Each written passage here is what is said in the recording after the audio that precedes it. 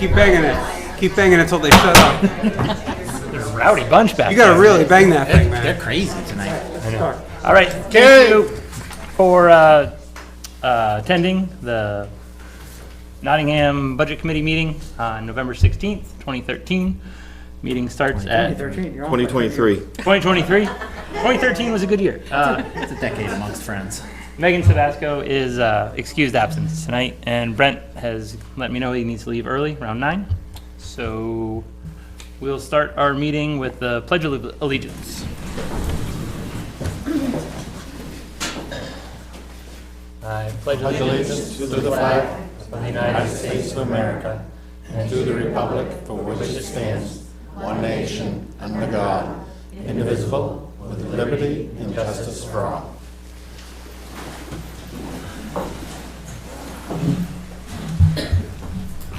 Next order of business on the agenda is our introductions for Note Keeper and anybody watching from home.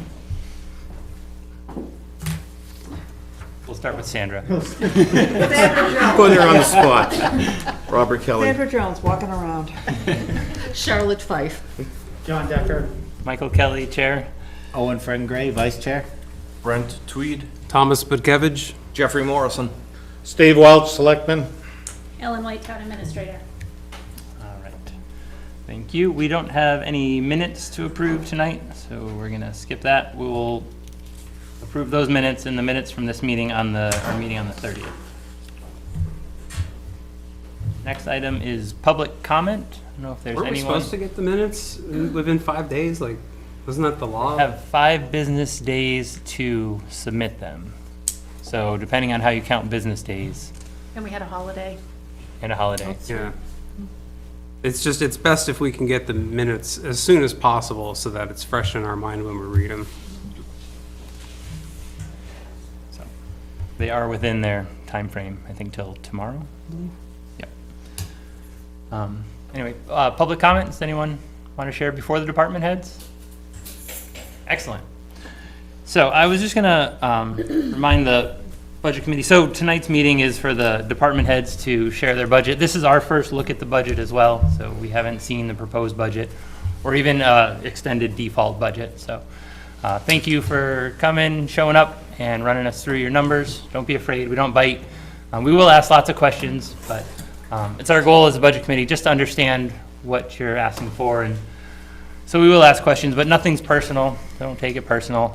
For the committee, if we can kind of limit it, to budget questions, we'll save our discussion for other times. So our times to discuss and, make amendments to the budget come later in our season, late December, early January. So if you have notes or if you have lines that think ought to be changed or need to be changed, just keep that on a separate piece of paper, and we will have plenty of time to, discussion amongst ourselves. It's just, we want to get through this tonight, so. Let's see, as far as you guys, we don't really have a set order. It's kind of first to the mic gets to go home first, so, like, some people are ready to go, and, You look like you're anxious. Get up here. She was here first. Why don't we I just was do it doing in the this. order on the document? So so, that's how we usually do it. well, and then, yeah, we'll just, jump around unless someone has like a pressing. that's fine, if you're ready. Do we need another chair at the mic? So you come over and drag a chair up.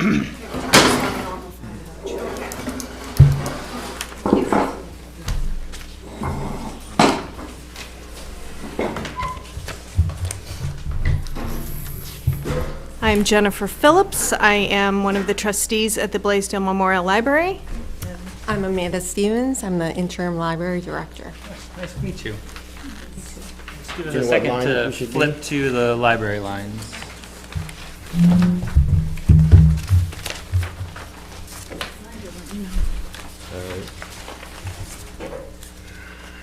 Line 351.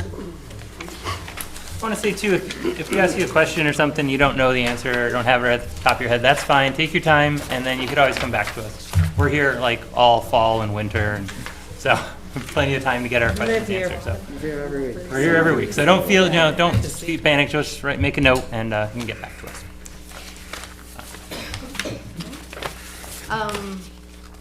I guess I'll start by saying our operating budget You will see an increase there. It has been essentially flat since 2019. And we have, like everyone else, run into rising costs on just normal, everyday stuff. The big one that surprised me this year was carpet cleaning. It was considerably more costly than it has been in the past. As far as maintenance, that is another line item that we have increased, or requested an increase for this year. We have already spent roughly that amount this year. It's an aging building. It's not old, but it is aging, and we're simply running into more expenses, as you know. I mean, I think that we had an air conditioner blowout this year. We had furnace issues last year. We had tree damage last year. So we have made, I think, really good progress in getting the front walkway leveled. That was done this year with the very generous vote of the voters to get us ADA compliant with that. The library cataloging system that went up in price, which they had warned us last year that it was going up in price. And I think that's pretty much it for the ones that we have. Well, postage has gone up, obviously. Mileage, that is one of those things that goes up every year per the federal amount.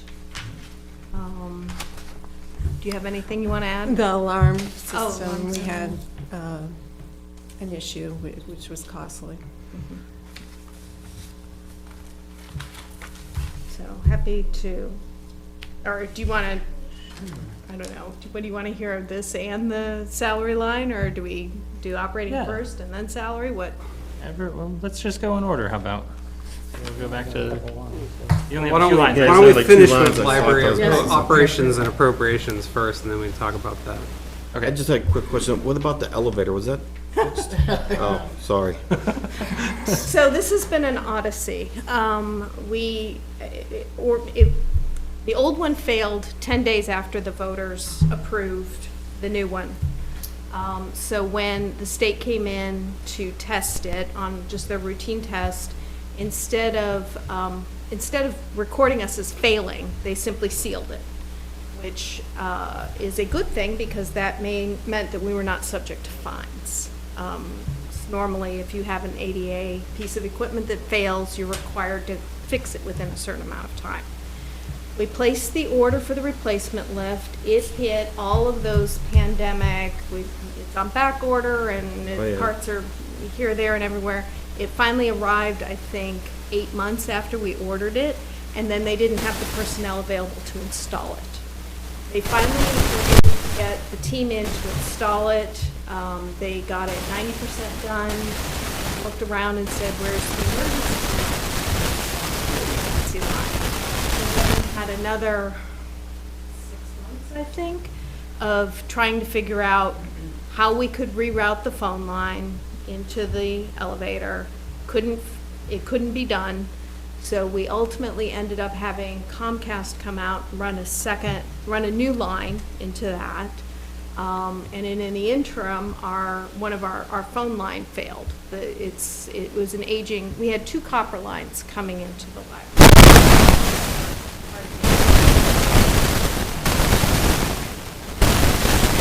So we're getting next week? No, the week after.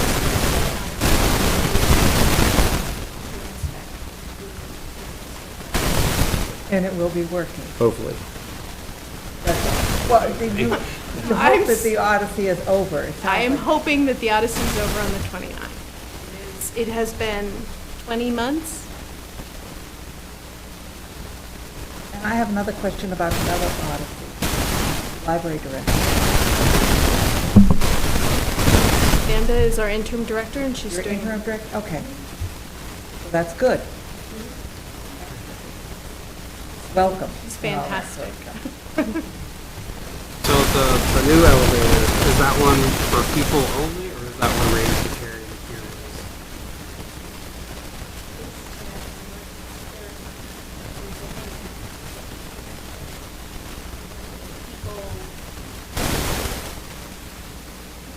I don't, It has to have a max rating, though. yeah. Right. There's a Sure, it's weight. on the Oh, I plaque. think it's 700 pounds. I'm pretty sure that it's rated for 700 pounds. I mean, are you guys using it to like put cards of books on? We're not using it at all right now. All right, well, just because I remember the last one had issues, it was being used kind of It improperly. had to move been big used books. to, yes, I mean, it's an accessibility lift. If a woman comes in carrying twins, she is not barred from using that. Right, no, I meant the big carts that are filled with all the books that are gonna get reshelved. I heard there were those that went out with So it was not full of books. It had some books on it. It also Cart? had some, which is very hard to just schlep up. We don't want our library employees injured carrying particularly when they're in the library alone. So yes, she did use craft in it, and that was our first indicator that there was no emergency. But my concern is just that this is a handicap lift for people, not equipment, and using the equipment outside of what it is designed for and what the manufacturer says to use it for can cause damage to it. And if we want to take care of our new elevator that we I think it's a weight issue. It's a isn't it? weight It's a weight The issue. weight. Once you It's stay not- under You don't it. want to over Yeah. the weight. We will yeah. make sure that nothing over 700 pounds is stopped. And then I have a question in the appropriations thing. There's a line in here adding for legal reviews of policies and stuff in here. Is this a new thing, or is this, I still remember this was in there last year. Zeroed out. Where? It says legal, and there's no request. I don't have your doc, I don't know what document you We only have a Yeah, single line. It's not broken out on Yeah. ours. I apologize for that. So, in my notes, it says, "Town has committed to covering policy review costs. We are retaining this line item in the event this expense is reverted." Meaning the town lawyer is gonna do it, the town's Town gonna pay for lawyer, it? yes. Is there a way we can get a copy of that one? That sounds much more interesting than one giant line item.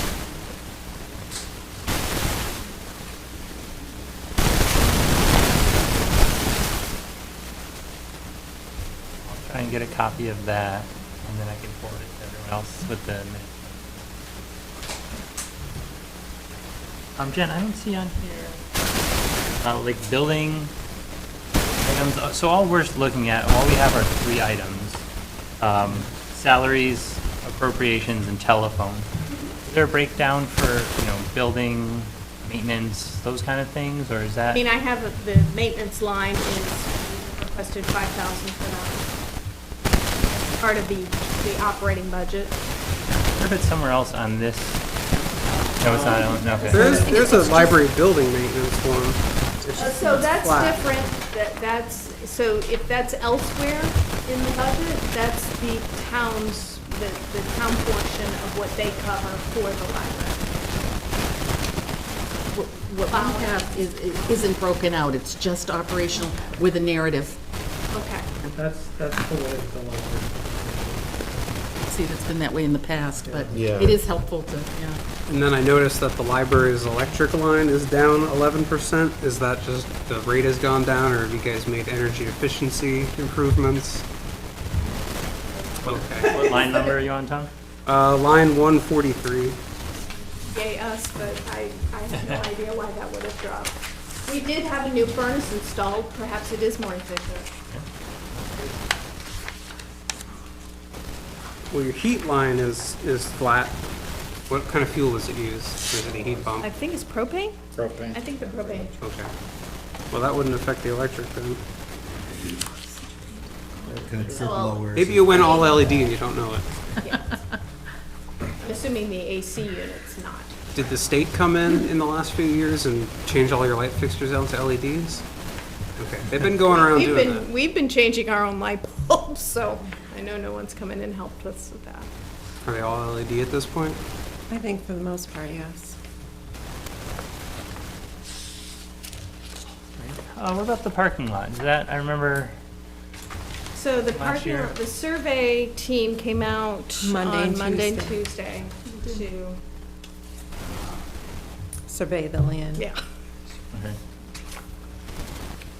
So it hasn't been paved or? Oh, no, nothing? no. We have, they're looking at the grading because of the water issues that we've experienced. They're looking at connecting the upper and lower lots and moving the exit for a better sight line Okay. because it's dangerous. Is that adding are you adding parking spaces as well, or just? We hope to, Okay. Right, it was just the engineering this year, right? yeah. This Engineering is, was this, okay. all they're doing this year is the title search, the survey, and getting an estimate for what these proposed changes would cost. But yeah, that's it.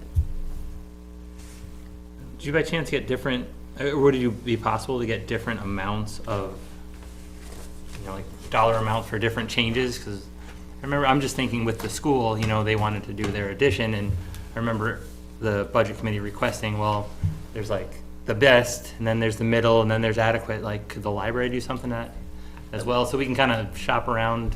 We're going to have to find out if we even can do Yeah. some of these things, which is why the survey team was out there. Yep. And they could very well come back and say, you might want to change the entrance to make it safer, but there's no way to do it. In which case, we'll have to figure something else out. But yes, we're going to be reasonable when we look at Yeah. different programs. Different options, different costs. Okay.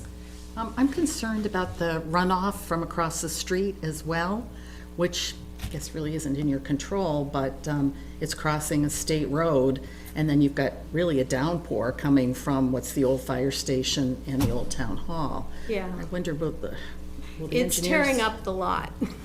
It's part of the problem. They will need to do something about the water. We do have abutters that would need to be part of that picture because we can't just change the parking lot, have the water run off, and then, you know, flood a neighbor. That's not nice.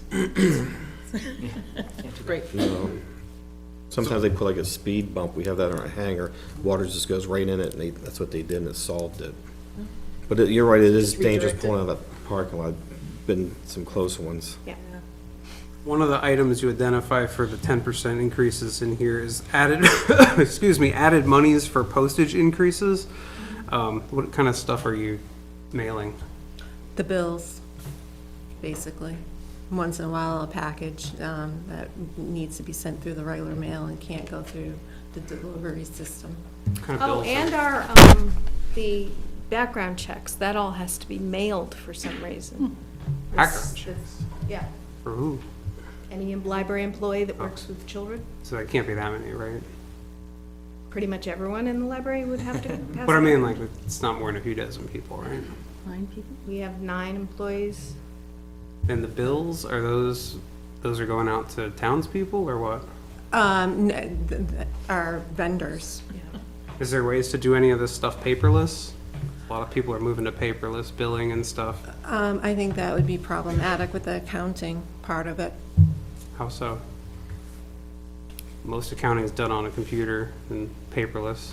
Well, the way that it's part of our, I guess, a check on us, to be very blunt. And we have an accountant. We submit our bills to her. She cuts the checks, provides them back to us. One of the trustees has to sign the check, and then the director mails them. I would look into some way to make that paperless. That sounds like a very 20th century approach to paying bills.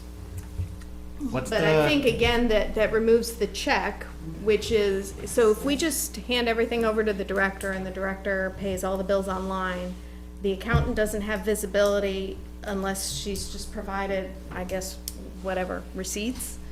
And then the trustees who have the fiduciary responsibility for what not she, but the director is buying, that signature on each of the checks is part of our or it's a checks and balance. Ellen, does the town pay for anything electronically? Very few things. So it is possible. It is possible, Yeah. but agreed, when it comes to the auditing standpoint, you have to be able to show a proper invoice approval that the payment was paid and acknowledged after the Board of Selectmen approved it, and then the treasurer. But, I mean, this is the equivalent of saving the website after you submit the form. It says, here's your confirmation, save this as a PDF. And when you get your bank statement, it has all this stuff. What's So the with that, total- you're, Sorry, what's the total cost of this line item we're talking about? $175. Yeah. Yeah, so right, so you're, Maybe we should move on. Yeah. if you have to print a paper confirmation, then you're gonna have the additional cost of paper and ink. So, right, so it's gonna be a wash, pretty close, you know, maybe you're gonna save $20.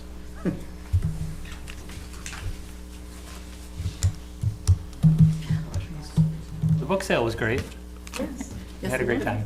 The Friends do a wonderful Yeah. job. Does that go to the, now, do we see that as like a revenue on, or where No, does the that? Friends money are a go? completely separate group. Okay, They're a 501c3 charity. so it kind of funds their work at the library, so to Their speak? funds are their funds. They Right. come to us and say, what do you need that, you know, is outside of the budget process? I think they recently replaced our break room fridge. Oh.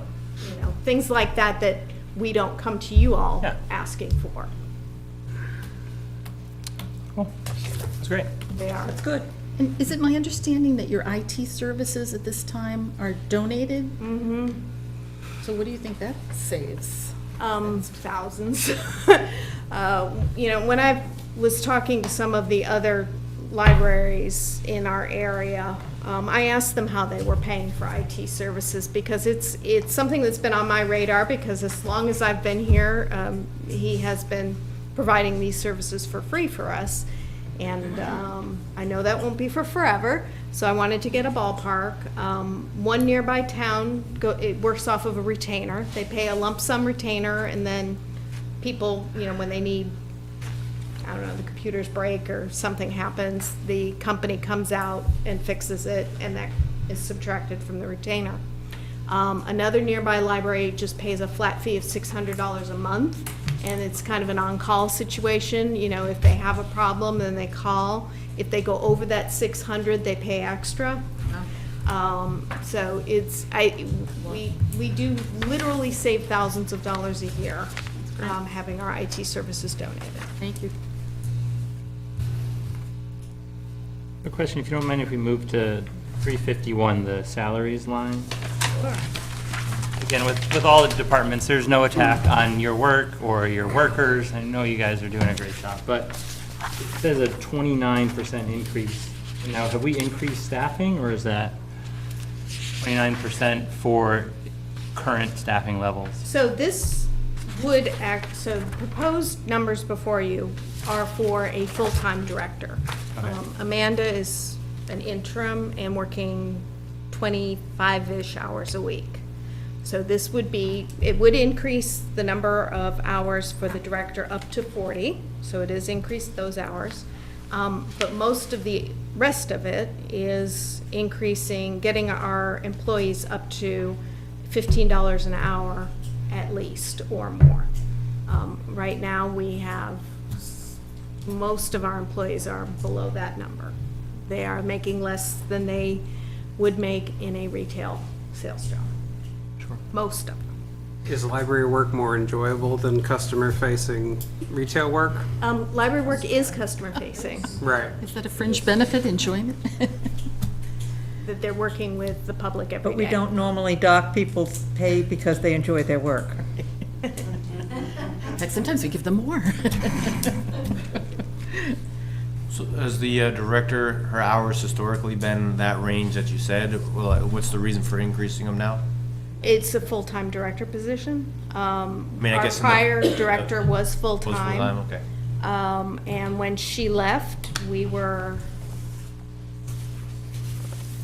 had an annual salary that we didn't think would attract good quality candidates, given the market right now. So we took that and made a better paying part-time position. And got a fantastic applicant. Has the library reduced its hours Yes. since this, so the extra hours that were used by the former director are just, They're gone. Yeah, we eliminated Sundays and we close early on Fridays. Do you think with a full-time director, those hours would come back, the Sunday and Friday? That is the That'd be- intention. Okay. oh, great, okay. On your, on the budget on the year to 2023 actuals, you only had 104, but your budgeted 147. Looks like you're gonna come under your budget. Is that true? And what's the We reason for that? might. We do have a not situation, but one of our employees will be out on paid leave and we've had to hire. So we're essentially going to be paying 2 people. Is this making sense? Like, okay. So there's that element. And then we have a few employees that are due for raises, that need to come out of that current thing. But we have historically, not used our line items. We have not been fully staffed. We were fully staffed for 2 weeks in October of 2021. So a lot of the reason that your budget's coming under is just because you haven't been able to attract the staff? Is that what I'm hearing? Okay. Yeah, it's hard to find people when you're advertising a position for $11.50 an hour when they can make, 45% more. At McDonald's. Yeah. I was gonna say, I seen that 17.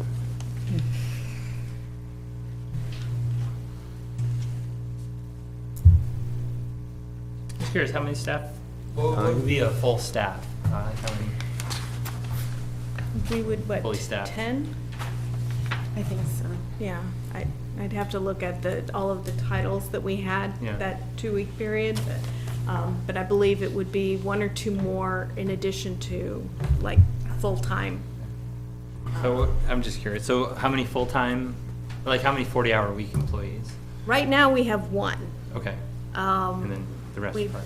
we need at minimum 2 to be back at normal hours. So fully staffed then would be 2 full-time. Does that include the director? I mean, ideally, yes. Okay. Does it have to be if we're simply looking at staffing hours? Maybe not. We're willing to look at anything and everything at this point, because we understand that you have a difficult year. Yeah. But we need to pay our people Right. more. I mean, and I know you're gonna hear that over and over. Right. Yeah, it's tough all around, you know? Yeah.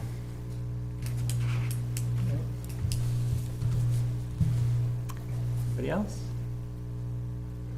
Okay. Anything else you guys like to say? Just that, we're both available. If anyone comes up with any additional questions that you don't think of here, we are happy to answer them. I'm gonna just send Mike that document. and Oh, we Do you want me to can send take you- a look at is it- that. How do I get in touch with you, Jen? Is it- I already sent it to you. Oh. Ta-da. I think so, yeah. All right, thank you very much. Yep, thank you.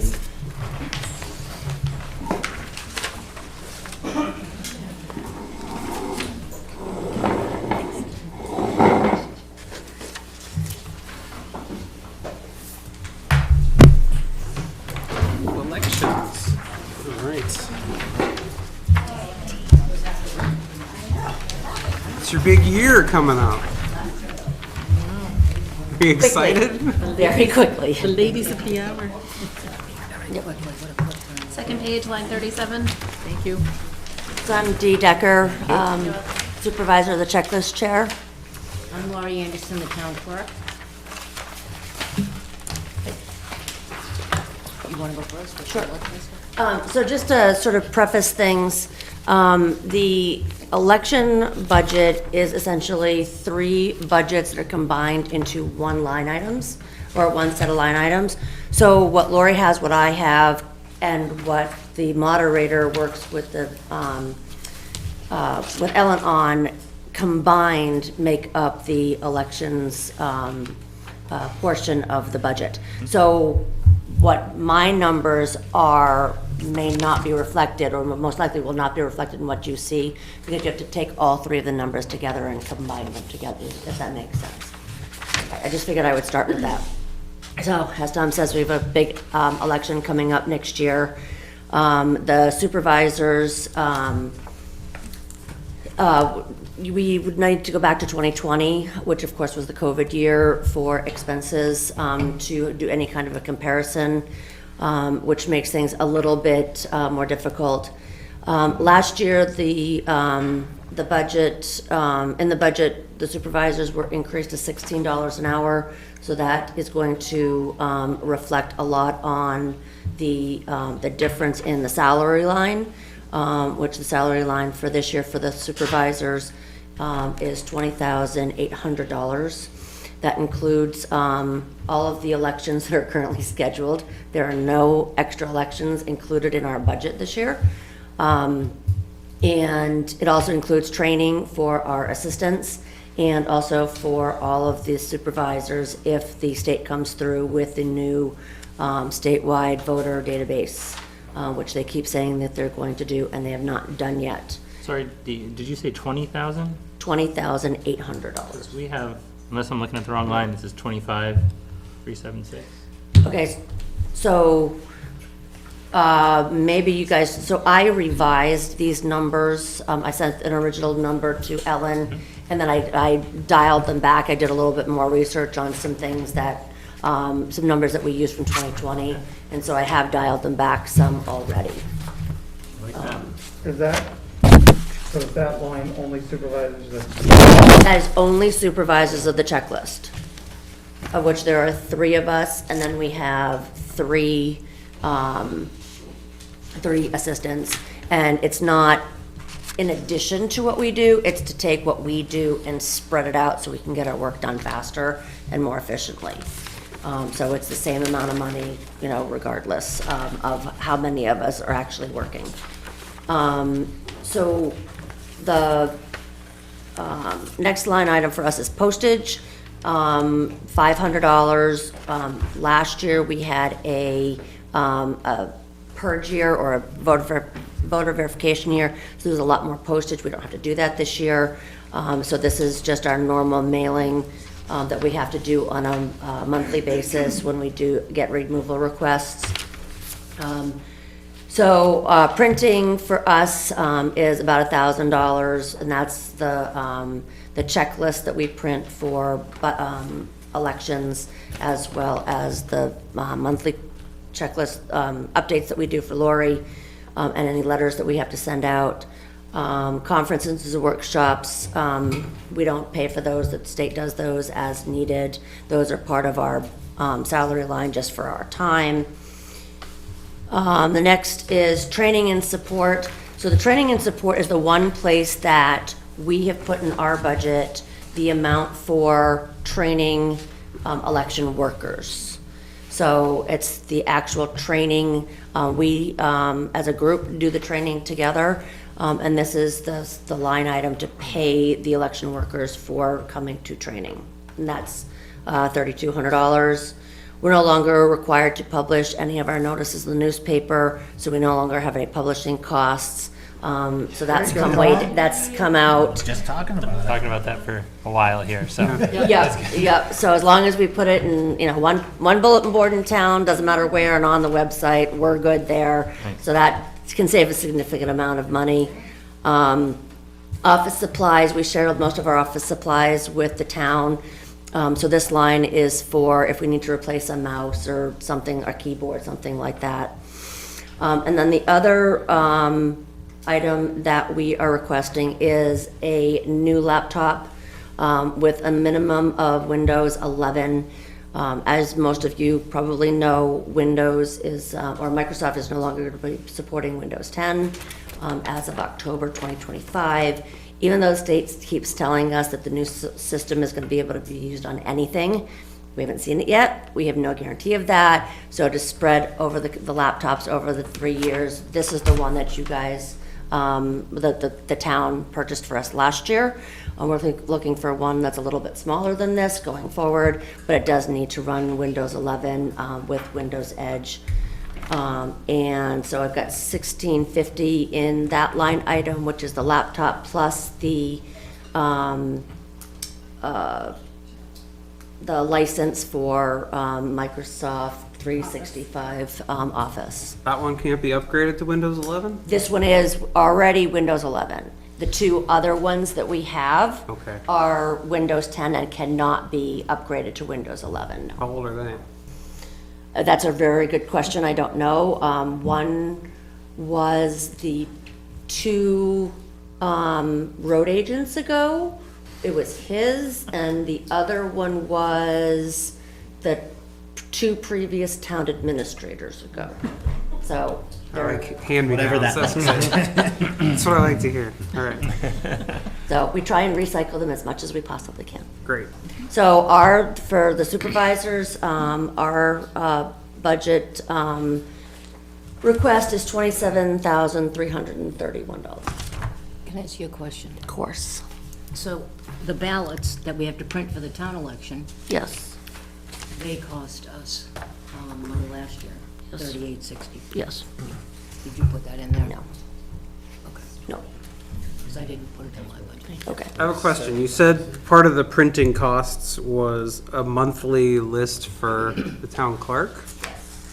Is that just the same kind of thing we see when we go vote with everybody's name in a big So book? Or- it's very similar information in an abbreviated form. If you think about how big that list is when you go to vote, there's a lot of white space and stuff in it. This is a simplified public list. There's non-public information on the checklist. And so we update it for the town clerk, especially in the big election years, because when they go to do absentee ballots and do any of those kinds of things, they need an updated, clean list on a regular basis. And so we update it monthly for them in a big election. Does the law require it to be a paper list, or can you use it like a digital PDF or It is something? the law requires it to be a paper list because any person can come in and look at it visually. And so they need to have it in paper, yes. Okay. We keep trying to get it digital. Not there yet. It doesn't suffice to have like a tablet available and show it to them? Okay. No, because somebody has to be able to take it to a printer and pay a per page fee to make copies of it. That is something that the state requires us to do. You can't make photocopies of it. Well, you can print a page from a PDF, right? Do you want to pay me $16 an hour to come in and print one page for somebody? So Deanne didn't mention the printing of the town ballots. The state elections, they provide all the ballots to us. We don't have to pay for them. But last year, we paid $38.64 for the town ballots. And so I don't know which budget it should be in, under elections or town clerk. It probably should be under election. Yeah, I would think so. I would think so. How many ballots get printed? We do a guess, depending on the election the year before. Yep. Yeah, we have to guess. Yep. The number of ballots has gone up dramatically Yeah. since we've gone to SB2 because we have absentee ballots and we used to have roughly 800, approximately, ballots cast in a town election, and we're between 12 and 1,600 now. And they're multiple pages. So I You think, know. I think that figure is built in there because even though the supervisors were looking for $1,000, the proposed budget is the $57.50 that it was last year to account for this. Okay. So I think we do have them covered. Okay, good. So that's like $3 a ballot. Is it possible to shop around for printing these things, or no, it's just one approved No, vendor? the state has approved printers, and we have to use those. Yep. So you also had LHS, which programs the cards, and then they send it to a printer electronically, and then that printer mails it back to us. But we can't shop around.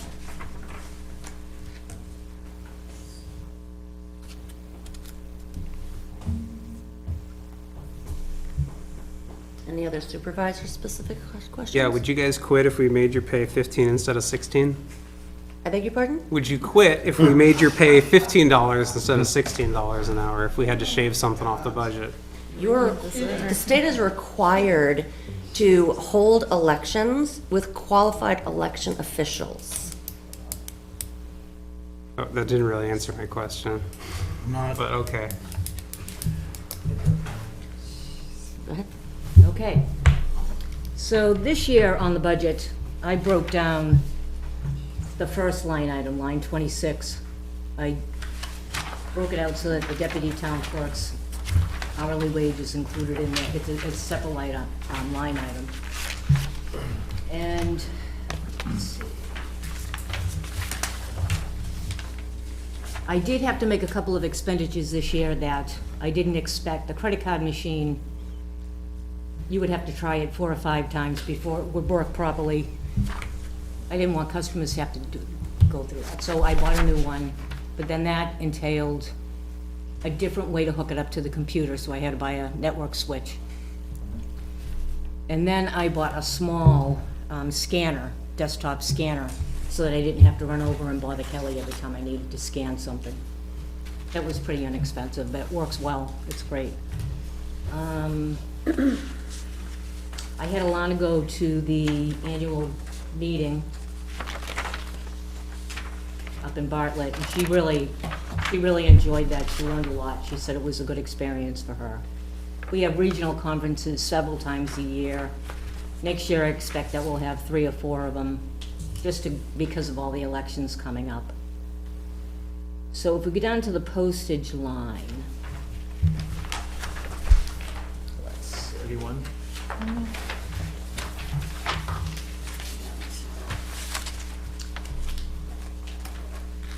So far this year, this was as of Wednesday, we have collected $4,874 in postage. So I'm thinking at the end of the year, we'll probably collect over $5,000 worth in postage. So next year, the absentee ballots, mailing them out, should be covered.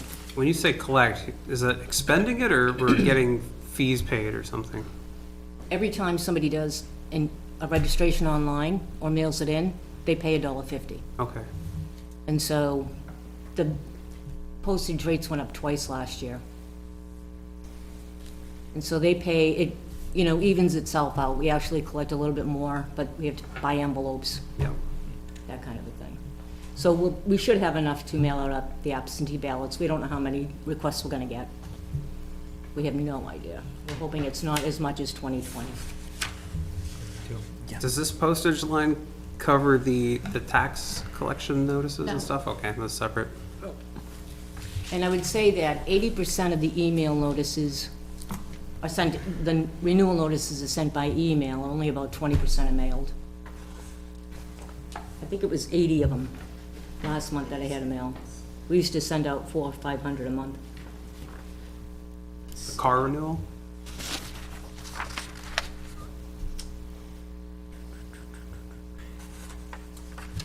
And we are requesting a laptop. It's a Lenovo that Ellen has gotten some prices for. Because of the 4 elections next year and the absentee ballots, it's just an awful lot of work to do on one computer.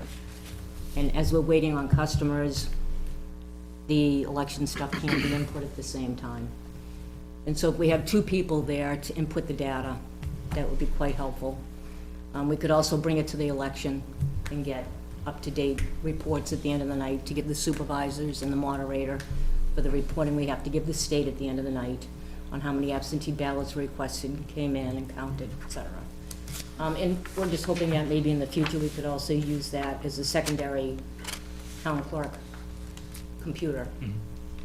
Because we want 2 people working at the same time. So does that laptop need to have the same requirements as the election worker one? Yes. Yeah, it's probably a Still good use the idea, election because Right. when they say discontinue support for Windows 10, it means that you won't get security updates, and you Right. probably want security updates on your election So- equipment. No, because the one is a different cost. I was given a cost of 1,200. Right, but that probably doesn't include the office though. Right, because it's $1,200 plus the office licensing fee software. for the office. Okay, all right. Yeah. Oh, the office software? Yeah. Because you already have that license or whatever, No, I use a fake office. where is that office? Ellen, where would that license be?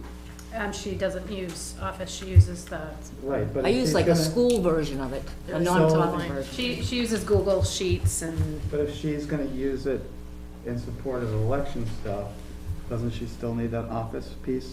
Not necessarily, because the way she runs reports through her, through the town Her clerk software. portion of ElectionNet is different than the way we run reports through supervisors. Right. It's the That same makes sense. software, I but it's, just wanna you're- make yes. sure that it kind of, That's a good question. yeah.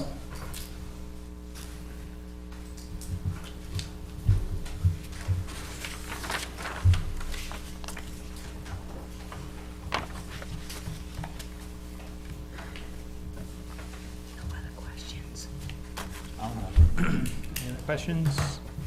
Anything else you'd like to add? I have a question for Tom. Yeah. Would you do 25% more work next year for less pay yourself? I'm gonna, More work for hang on, less nope, pay? nope. More work? Sorry, we're gonna keep it to budget items and non-personal.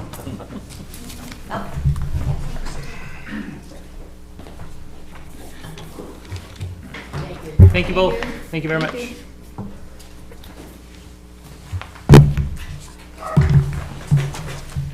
Tracy Black, I'm the tax collector.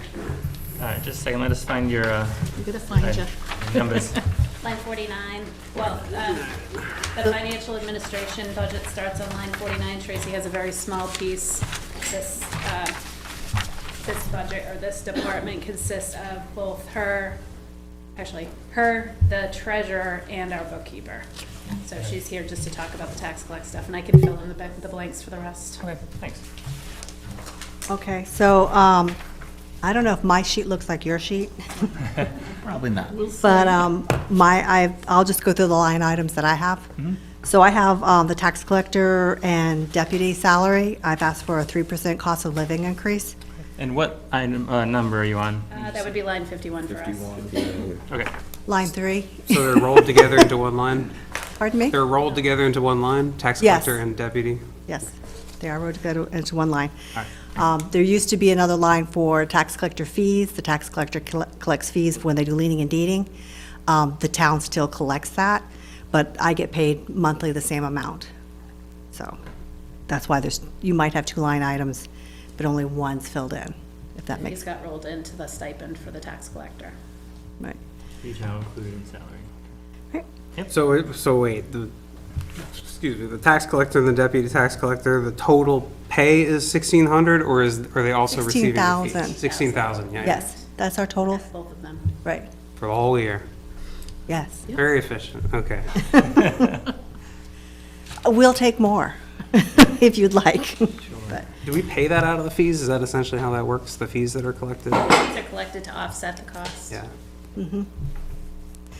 Okay, and then the postage, last year, the budget was 4,000, this year it's 4,105. That's, for sending out all the bills. Right now, most of the bills are being sent out via mail. We do have paperless billing options.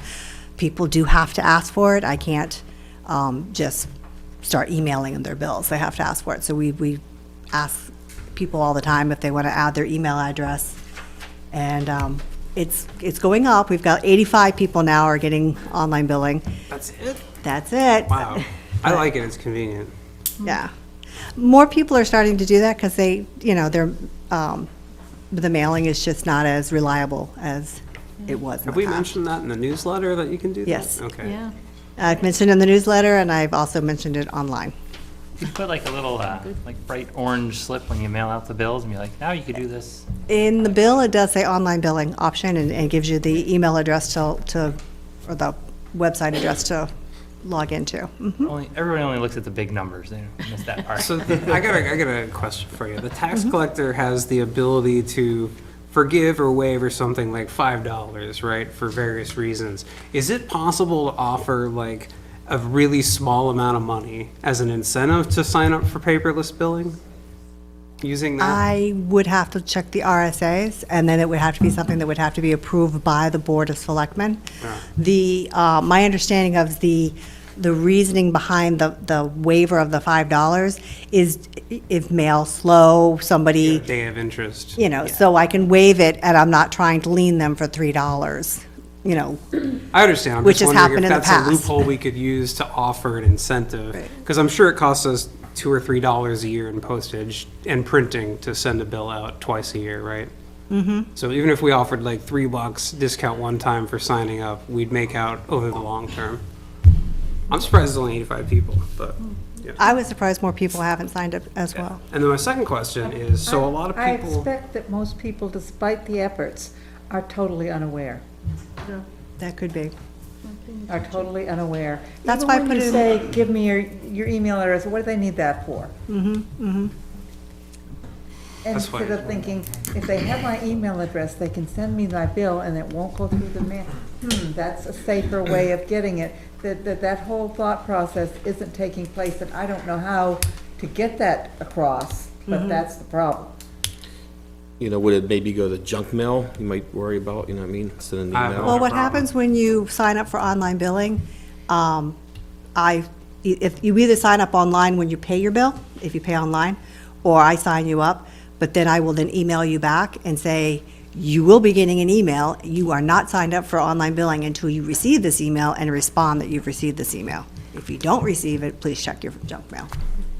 and then my second question is, so for all the people that have mortgages, do you send a copy of the tax bill out to the escrow companies? No, the tax bill goes to the homeowner. Okay. And then what happens is the mortgage companies, I send them online bills. I send a report to them.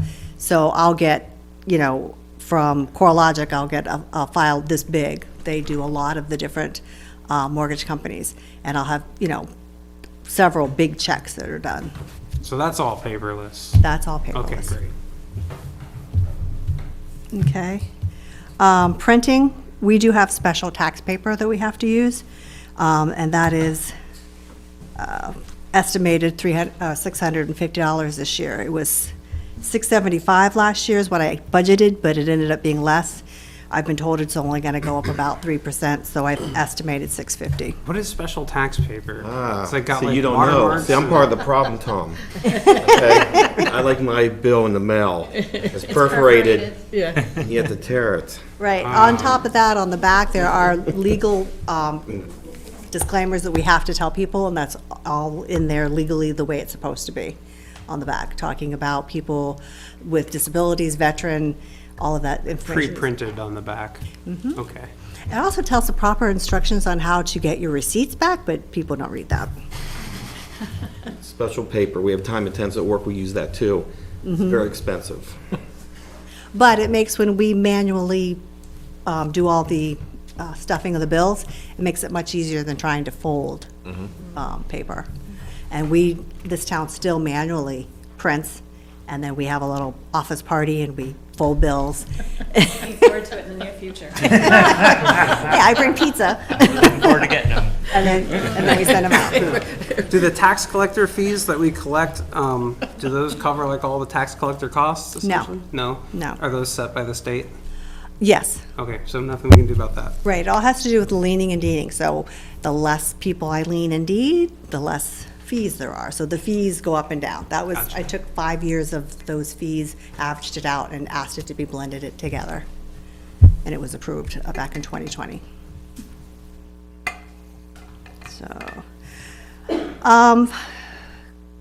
So conferences and fees, dues, we have dues that we have to pay. Last year, I went to the conference, and that was because of hotels up in North Conway, it was $560. This year, I'm only asking for the dues for the New Hampshire Tax Collectors Association, which is $50, and I've asked for $100 to go for the conference if there is something on the agenda that I feel is prevalent to us. Because a lot of the things that they do in the conference isn't as productive as I think it should be. It's fun, but with us trying to manage our costs, I didn't think it was a good bang for our buck. Where do you guys pay dues to? Excuse me? Oh, New Hampshire Tax Collectors Association. So, and that gives me an access to all the other tax collectors for if I don't know how to do something or asking questions. They have manuals, instructions, and things like that. It's very helpful. Registry of Deeds, it's budgeted $325 last year. As of August, because that was the last printout I received, we'd only spent about $77. There's no way for me to know what those fees are. Those are fees when I submit tax liens, when people redeem their tax liens, those are the costs that the registry charges to do the updates That's that they all do. county level stuff, right? So I've estimated the same as I had last year, but I'm not sure how it will go. So, training and support, I'm taking the tax collector certification training. I'm 2 years into it, so this will be my last year. That's a week-long training in Concord. So that's that's like $380. And then there's the new tax collectors training that I will be signing Emma up for. It was actually approved last year, but she didn't get hired until the training was done, so she didn't get to go last year. So it's kind of rolling over to this year. So you're not currently certified tax collector? No, it's an additional certification that's offered by the New Hampshire Tax Collectors Association. Which obviously we don't require to. It's not be a required tax to be, collector, yeah. to be a tax collector.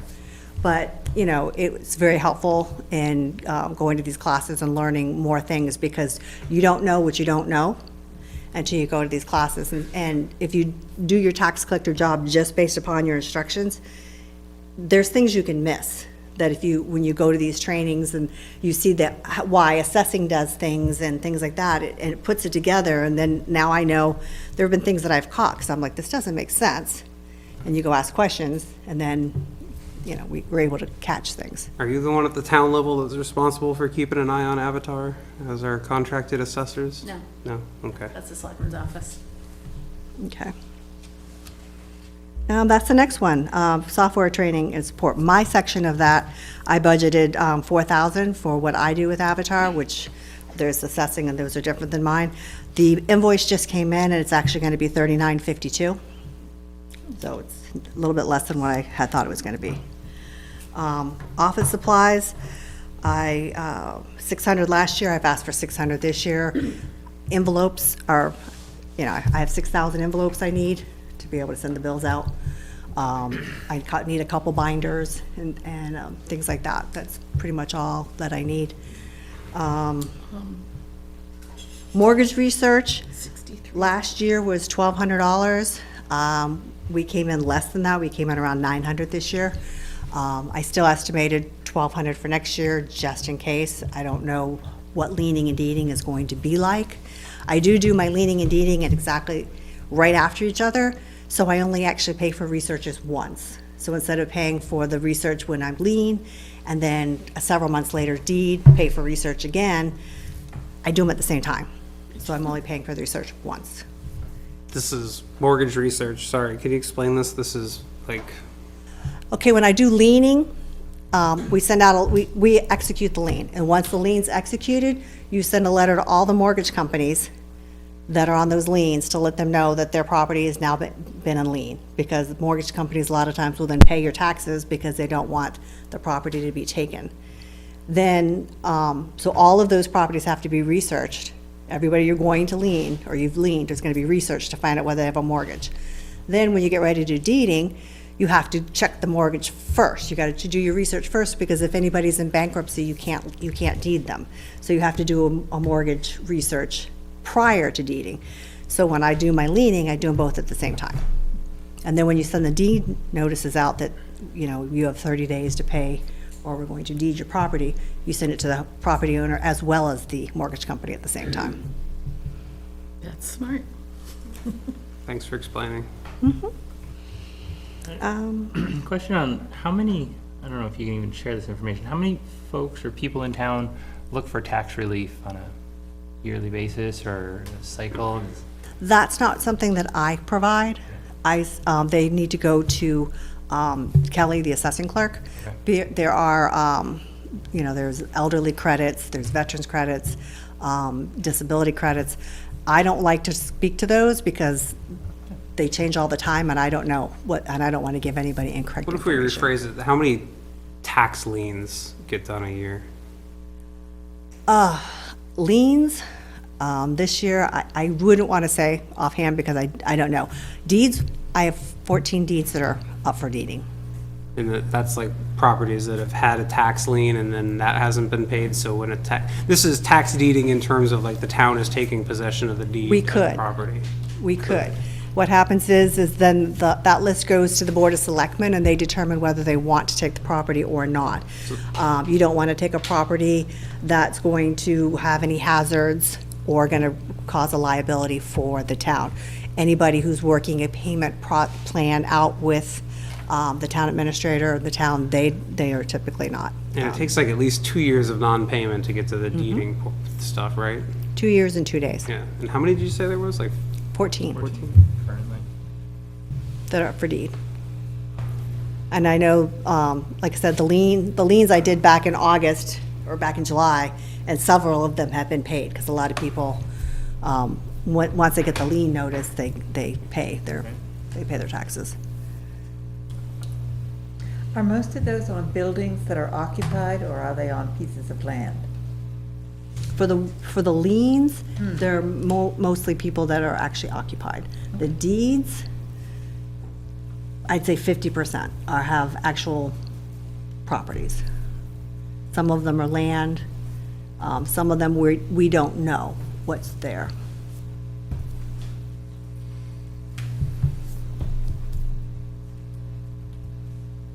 And the last thing I have is miscellaneous is my invoice cloud. I went from $600 to $780. That's a fee for the online billing. And that's built into the software licensing. Yeah, so that's in addition to the 3952? Yes. To me, they're different. They're different companies, so that I can figure out, I separated them out. I wasn't sure if I should or not. That's fine, it's just lumped into that other line, not under miscellaneous. What does BMSI stand for? That's, That's our accounting software. yeah, that's Betsy's Business software. Management I have Avatar. Software Incorporated. Yeah, Betsy does that, I have Avatar. So, And then we also have Avatar on the assessing side as well. So there's Avatar Assessing and Avatar Tax Collect, and then the building department So uses. we contract with Avatar to provide the assessing services, Services, but and we then- also pay yearly for the software? We utilize their software. There are other softwares that we can use, but Avatar is one of the most widely used in the state. And this is the online mapping one, or in other ones? It does have that information available, but this is our database for all the assessing related. they do have the ability to put the tax map with the, where I do the bill, where they'd be right together.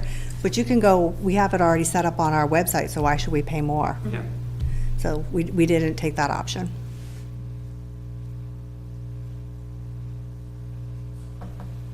Anyone else? No, thanks for all your work. Anything else you'd like to Yep, thank you. say anywhere? Huh? Thank you much. Thank you, guys. And if you have any questions about the balance of the line items, I don't believe that there is much change. Some have gone up minimal to offset other increases, so. Again, this includes the bookkeeper, the tax collector, the treasurer. I actually missed out the trustees of the trust funds and the annual audit, financial audit.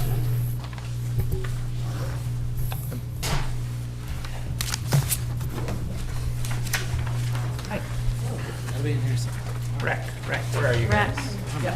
I am Courtney, I'm the director, and this is Bridget, my assistant. Hi, ladies. Just a second. Towards the back.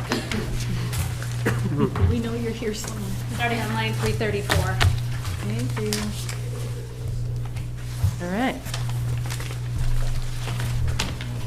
So I will kind of start off our presentation tonight with just a little bit of an update on our rec revolving fund, because that does typically come up during these conversations. So last year, we had some bigger items moved back into rec revolving. I took this year to really look at our numbers and to see where we're at. Rec revolving is how we pay a lot of our staff members. So you'll see in my salary line, the first line that's there, that it's gone up quite a bit this year. And that is because I am asking the town to move the assistant's position and benefits into general fund fully. From rec revolving? From rec revolving. So we had half of her salary coming out of general fund and rec revolving fund. And then last year, we moved her benefits. She used to be split down the middle, and then last year, the benefits were moved fully back into rec revolving. So as of my September numbers, the end of September, my revenue for rec revolving was around $222,000. My expenses were about $217,000. And that doesn't include credit card fees and indirect costs that kind of come out on Betsy's end of things. And she typically reconciles rec revolving at the end of the year, so I keep an extensive spreadsheet myself to try to keep those costs and figure out where we're at for the year. And just so you have an idea of where we're at, so basically, the assistant salary half and benefits, program supervisor is a full-time employee. She works 40 hours, also has benefits. And we have seasonal employees. So all of our employees and out of our expenses, we pay our staff. That is 68% of our expenses in rec revolving fund. So by moving the assistant salary fully in, it would kind of free up those monies for programming and taking care of, we had to scale back on field trips this year, and we had to scale back on some things because like bus costs were really high. So because in our seasonal staff, we have an 87 retention rate, which is amazing. We have our Gold Star staff this year. We have 30 seasonal employees, which is wonderful.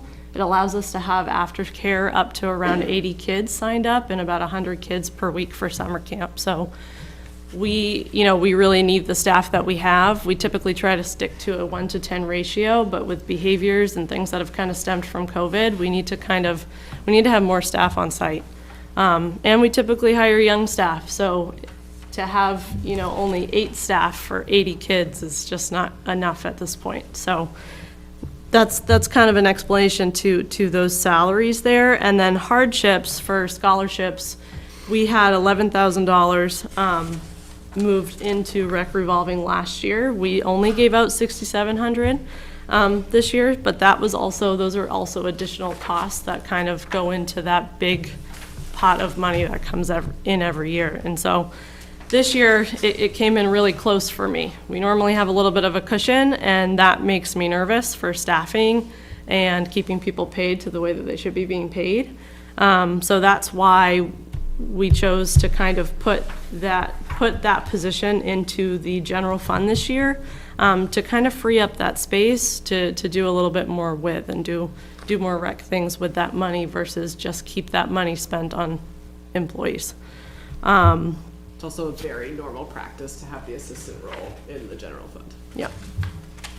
So we went with more of a transparent budget for our general fund this year because we wanted to showcase kind of the things that were important for us to run as a department in comparison to that rec revolving fund as well. So if anyone have questions about that line. So if your revenue is 220 and your costs were 217, I guess that's kind of a little close. If you added, I don't know how many programs you run or how many people are in them. So if you added $1 to the cost of all of those, you'd have how much more in revenue, you think? We raised summer camp $20 last year, which was a pretty big hit for families. So summer camp and aftercare is at a comparable price as well in the area. Comparable to what? To other towns, to other departments. We always check with other rec departments. Yep, to make sure we're cross-reference to make sure, but I check with local daycares. My kid goes to daycare in town. I see what they charge. It's Yeah, and probably a lot less than that, right? it is, yeah. And our, what was I just gonna say, the daycares work with us too in the summer, which is great. So we do incoming Ks in our summer camp program. And so by taking the kids that are at the daycares, you know, a little bit earlier than first grade, that allows them to open up and have younger kids in their care as well. So it's a great partnership that we've created with both daycares in town.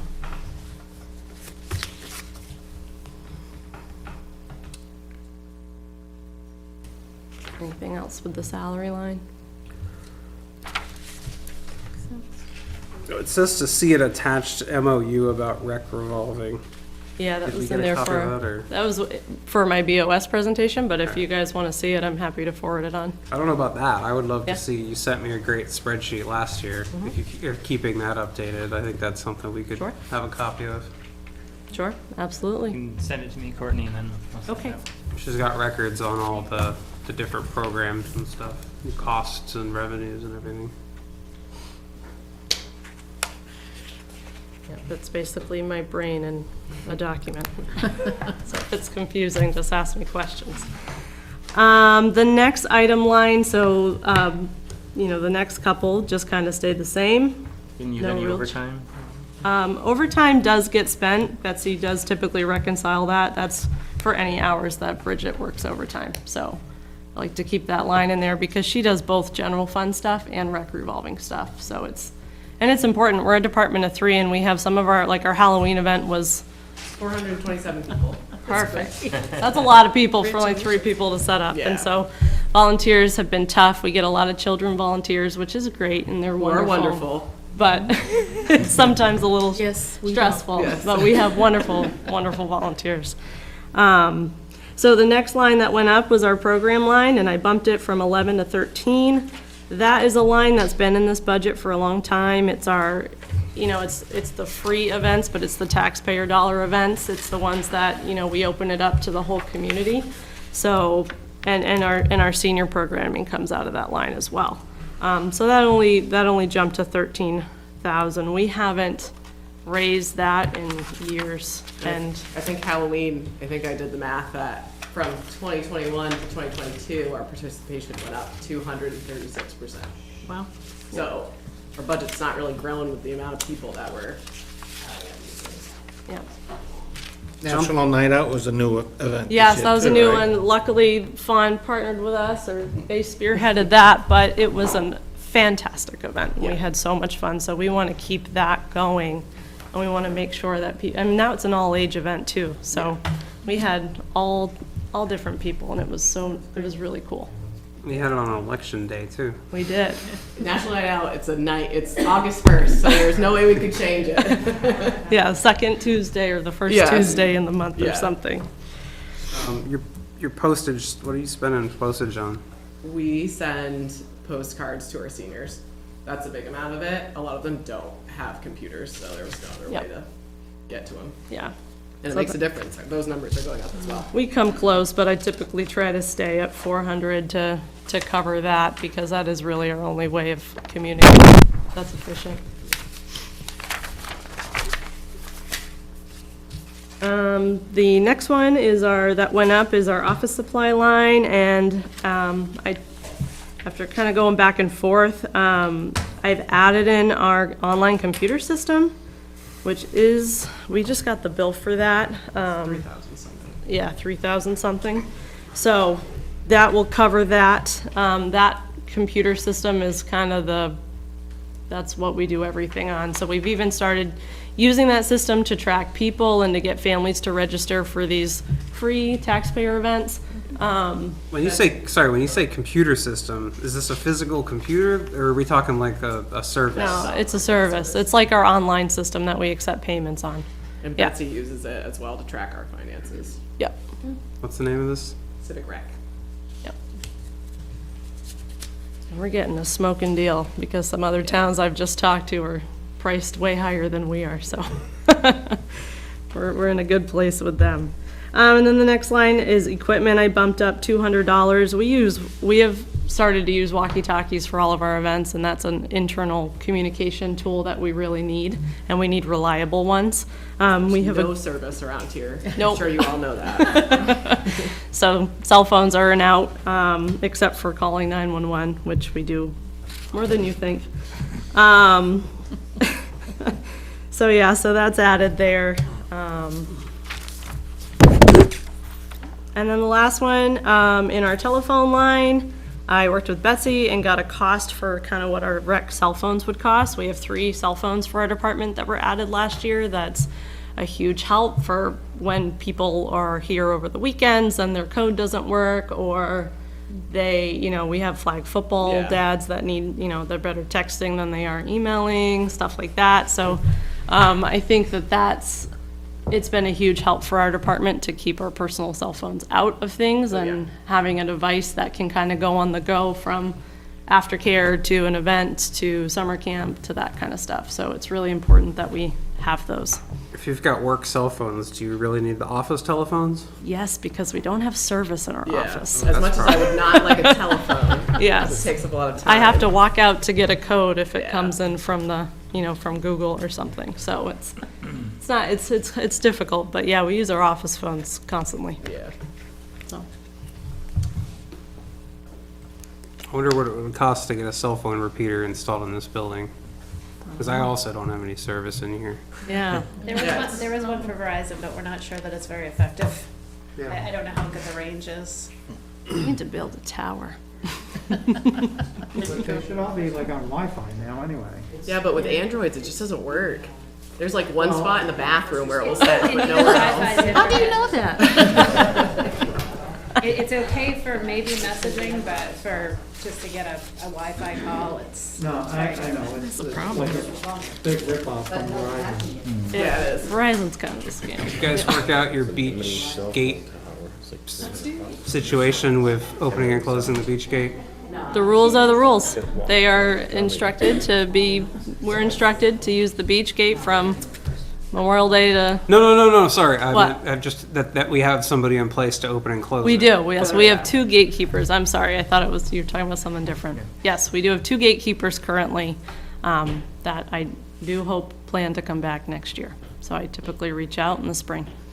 So no automated gate plans this year? No, not yet. Dreams. Yeah. It would be much easier and more secure, but And Not then this year. we've got line 335, we've got 25,000 for, I'm assuming most of this is Marsden, or does this include Yep. like here? Because this Yep. was a big increase last year, right? it was. Fertilizing and Yeah. developing the fields. Yeah, I think unfortunately with the Marston plans, the maintenance piece wasn't thought out in the beginning of those details years and years ago.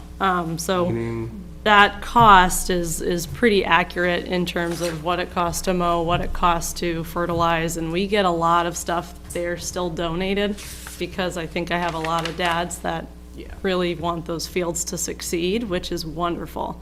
But that doesn't even, I don't think, represent the full cost, but we do have those companies and those people who are dedicated, so we're keeping them happy, and we're trying to keep that relationship strong.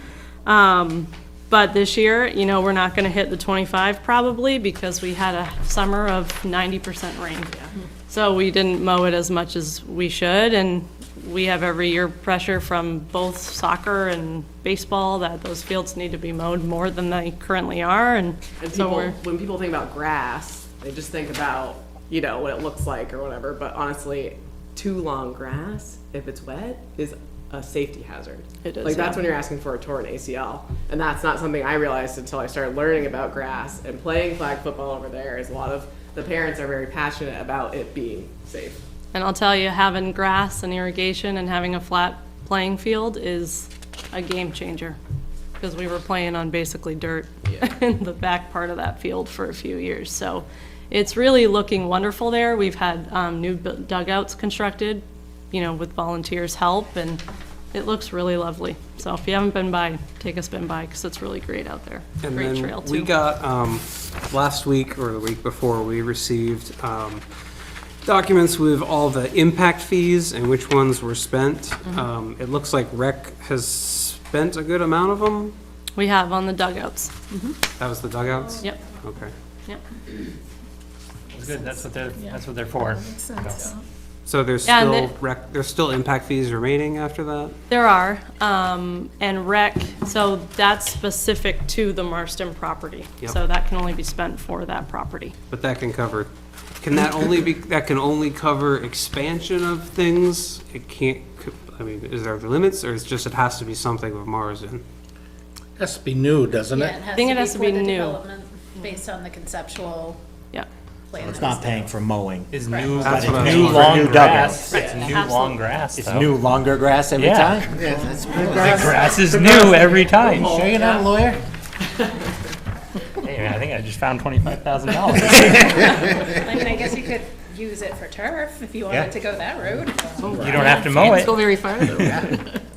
And so you don't have any impact fees expiring until almost 2028, so you're good on those. Yeah, and also in that 25 line, that also covers the fields here and the outside areas of the community center as well. So that's a combined mowing, and our beach expenses come out of that line. It's kind of turned into a park field beach maintenance line for kind of the outdoor spaces that we manage and maintain. So are there not separate lines in here for Marston? No, I see think one. Last year there were. 147 is electric from Marston.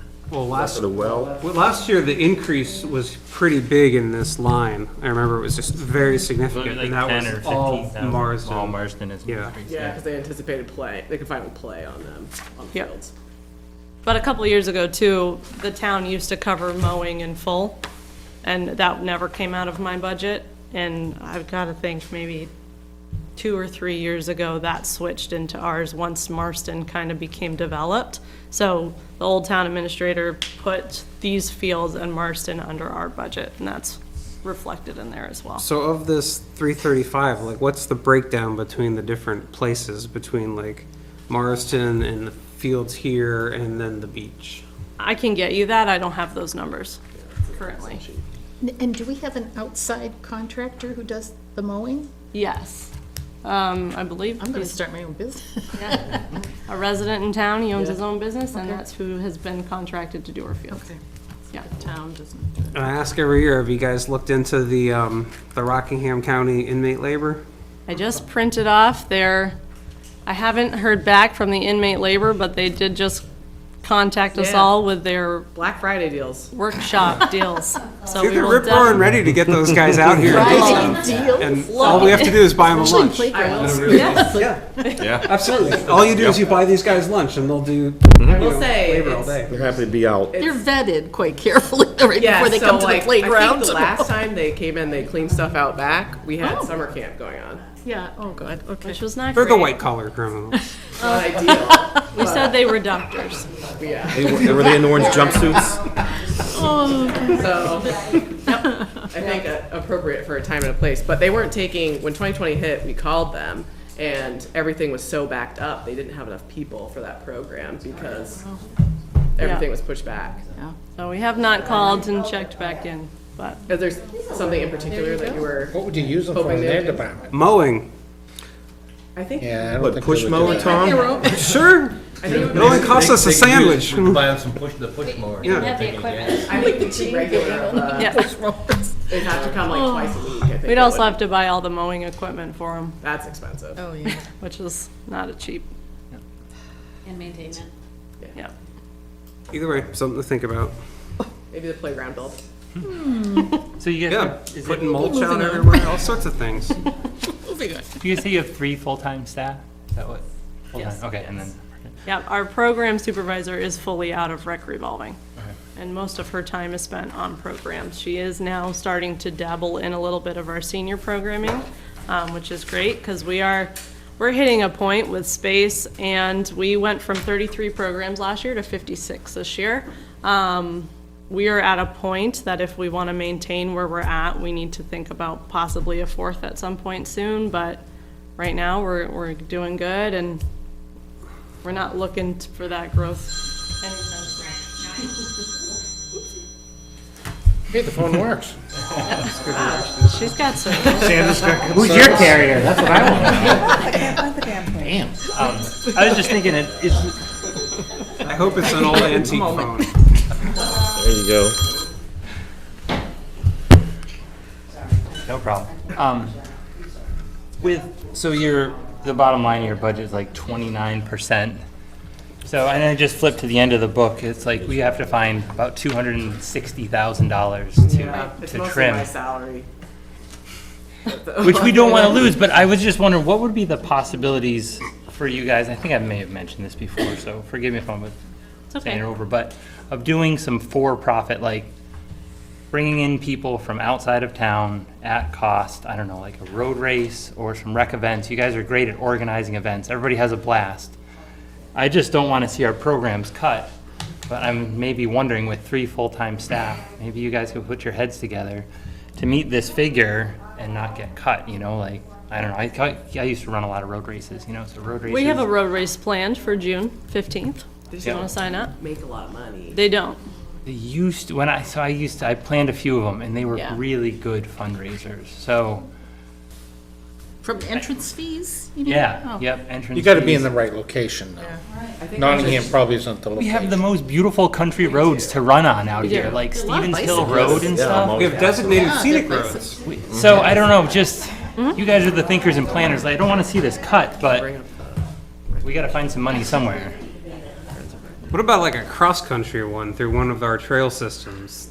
They have like that nice Kennard Forest, that's got some good trails. Park, like a triathlon in the park, I don't know. Yeah, so we are planning a 5K for our, to kind of go with our initiative for healthy lifestyle and that kind of stuff. We'll do our best to see what that brings in. Yeah. The last road race I did was for Earth Fest before COVID, and I only had 60 people register.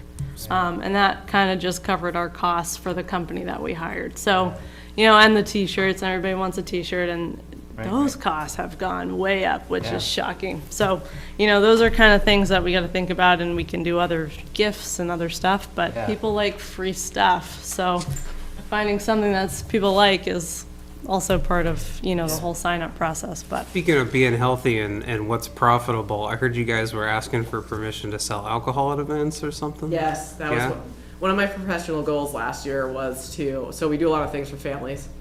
But like, what about the population in Nottingham that doesn't have a family?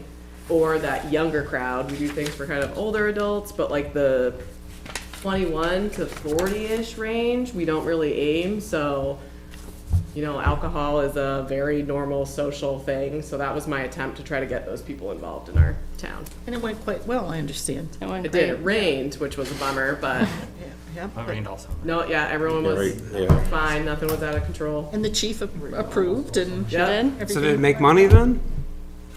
Usually, not how usually that selling works. alcohol is making money. A lot of these companies will come on site and they either charge a fee of 2,000, you know, a Oh, food so truck. you weren't running that part of it. They Alright. they come to the event, they set They're a up, they separate keep, vendor. they keep their profits. But we have thought about charging vendors in the future to see if we can get a little extra revenue that way. We want to keep our admission, you know, free of cost, but if you come to our events, we have a lot of things there that are from different vendors that you pay, and those people benefit off of the event as well, which is the community piece. And Boy Scouts will come and sell their popcorn, and we had Woods Grill up in Northwood come and do our food for Halloween, and it was wonderful. But if we don't hit a certain point with them and we don't sell enough food, we owe them, you know, we've had to pay them a $900 fee because we didn't sell enough food. But You a know, food we've truck had is usually like $3,000 Yep. for a Saturday, just to be there. And Yep. then they charge on top of that, yeah. Yeah, so it's, and then they say, you know, minimum of 500 to 800 people, and we're not quite there yet, you know? We're getting there, but we're not You there guys yet. can't for do a the food sales truck. without a liquor license or something, right? Yeah. No, we don't want that liability. Yeah. But it was a great event, you know, rustled some feathers. The intention was good and We it tried ended it. up good. It's awesome. We had a lot of great feedback from it, so. No brawls. No brawls. None. I didn't even see a toddler fight or anything. I have to commend you too, because for a town that doesn't have a council on aging, you are providing services for elderly folks. And, a lot of towns, there's a whole separate budget for council on aging, right? So I commend you on that. I'm not old enough to attend legacy luncheons. One of these Yeah, we days. had a really wonderful Yeah. Thanksgiving meal yesterday with 31. We had a packed kitchen. Yeah. And we did a wreath making class because we got a donation from Shaw's from my mother-in-law, which is lovely. But we did a free wreath making class for them. So it was a really lovely day. And Yeah. yeah, that's become a group that is becoming a little bit more important to us because there's more people wanting to do things here locally than go elsewhere. And there's big towns like Portsmouth and Newmarket who have wonderful senior centers, but you have to drive to get there and then you have to come back in the dark. Yeah. And that's hard for a lot of folks. So if we can keep that stuff here in town, that's one of our main goals. Good job. Right? Anybody else? Anything you guys like to say? I think that's it. Thanks for your time. Thank you. What's next?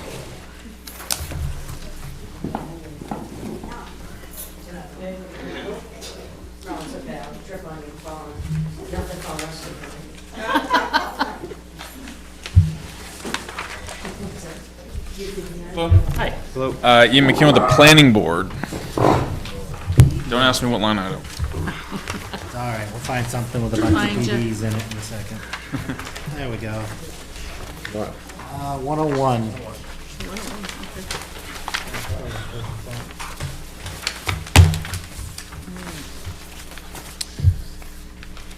All right, find mine.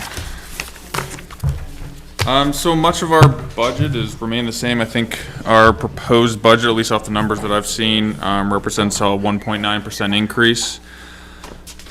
There's only 2 line items that have increased.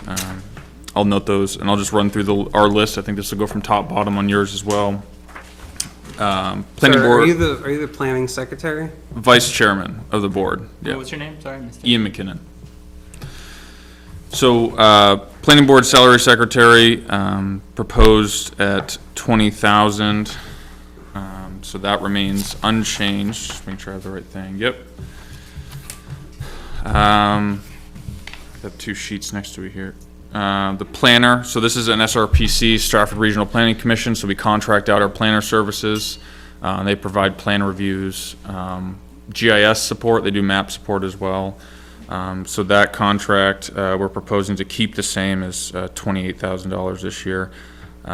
We're on track to potentially go beyond that. They're a little odd. They run off kind of I think it's a June to July fiscal year, right?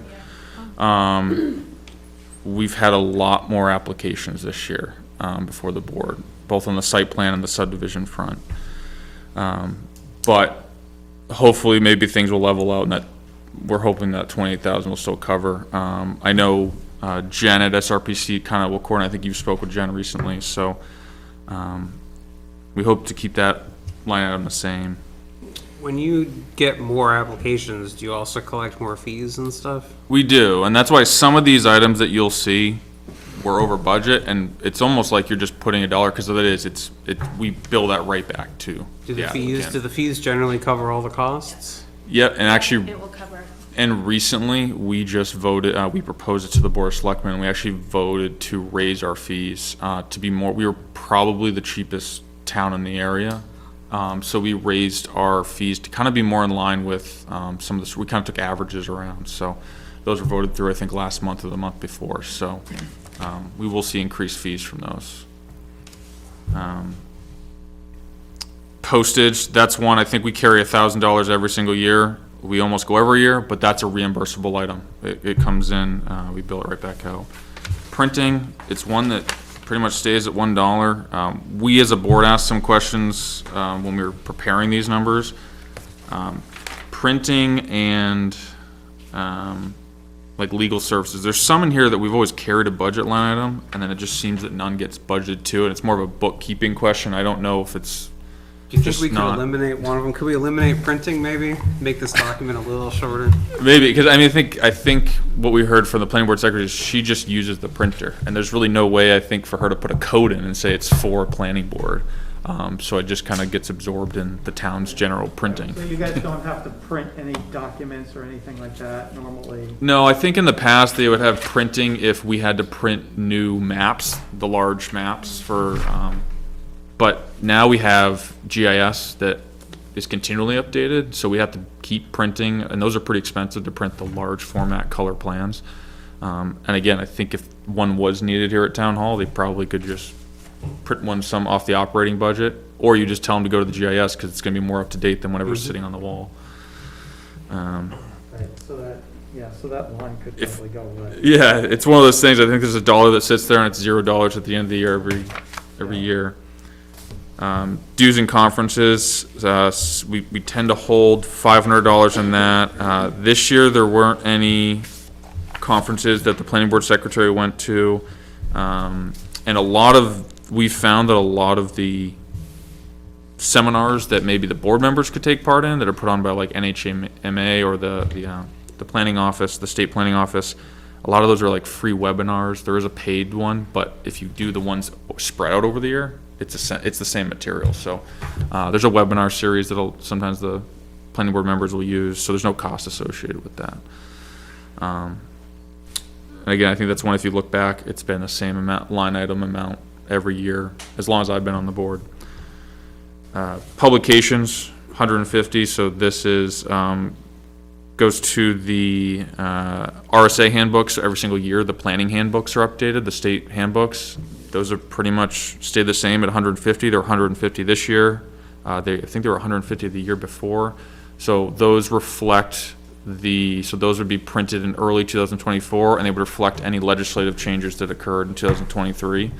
There was actually quite a few RSA changes regarding planning this year. Are those available digitally? You can purchase a digital PDF, but the handbooks are almost necessary. They charge money for a copy of the law? Yes. I will say it comes in a nice bound book. It's not like But I you're mean getting the like digital a copy. So you purchase the book and then you pay a little bit extra and they give you the digital. Is this code from the that you state? can log in. It's through the Office of Energy and off. Planning. Yeah. Is that a state agency? Yes. So we haven't spent any money this year on that? I have to look into that. That because we I definitely don't- got them. Yeah, they did get the Right, book, so I'll right. have to Yeah. see where that expenditure landed. Yeah. Because that's the question. And I will say multiple members are kind of flipping through those. We use them if we need to go into non-public. There's always that reference tool that has one. But there's actually there's a lot of people that do tab their books, and those are flipped to in a lot of the meetings. Right, I mean, it was just concerning that the budget showed, I mean, Yeah. that true shows 0 for this year. Right. If they come out at the beginning of the year, that should have definitely been caught up by now. Sure. Yeah, and I think that was, like I said, there's a couple in here that I know that there's been money spent towards it, and it just wasn't tagged right or something like that. Registry of Deeds, we carried 200 for this. I think this is one that we had a question that we weren't really sure where the line item came from, because the policy is that when somebody gives us a final plan, the board has to sign, it has to go to the registry.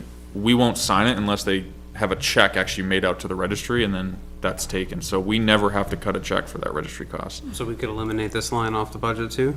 I don't think we've ever expended $1 because that's 100% reimbursable. And even if that plan goes to the registry and it gets rejected, it's the applicant's responsibility to file a new fee for that. So the town never has to pay to Right, record. so they pay directly, it's not even like a revenue in and expense out, it's No. just, they pay directly. We request a check made out to the Registry of Deeds for $25, and that's about it.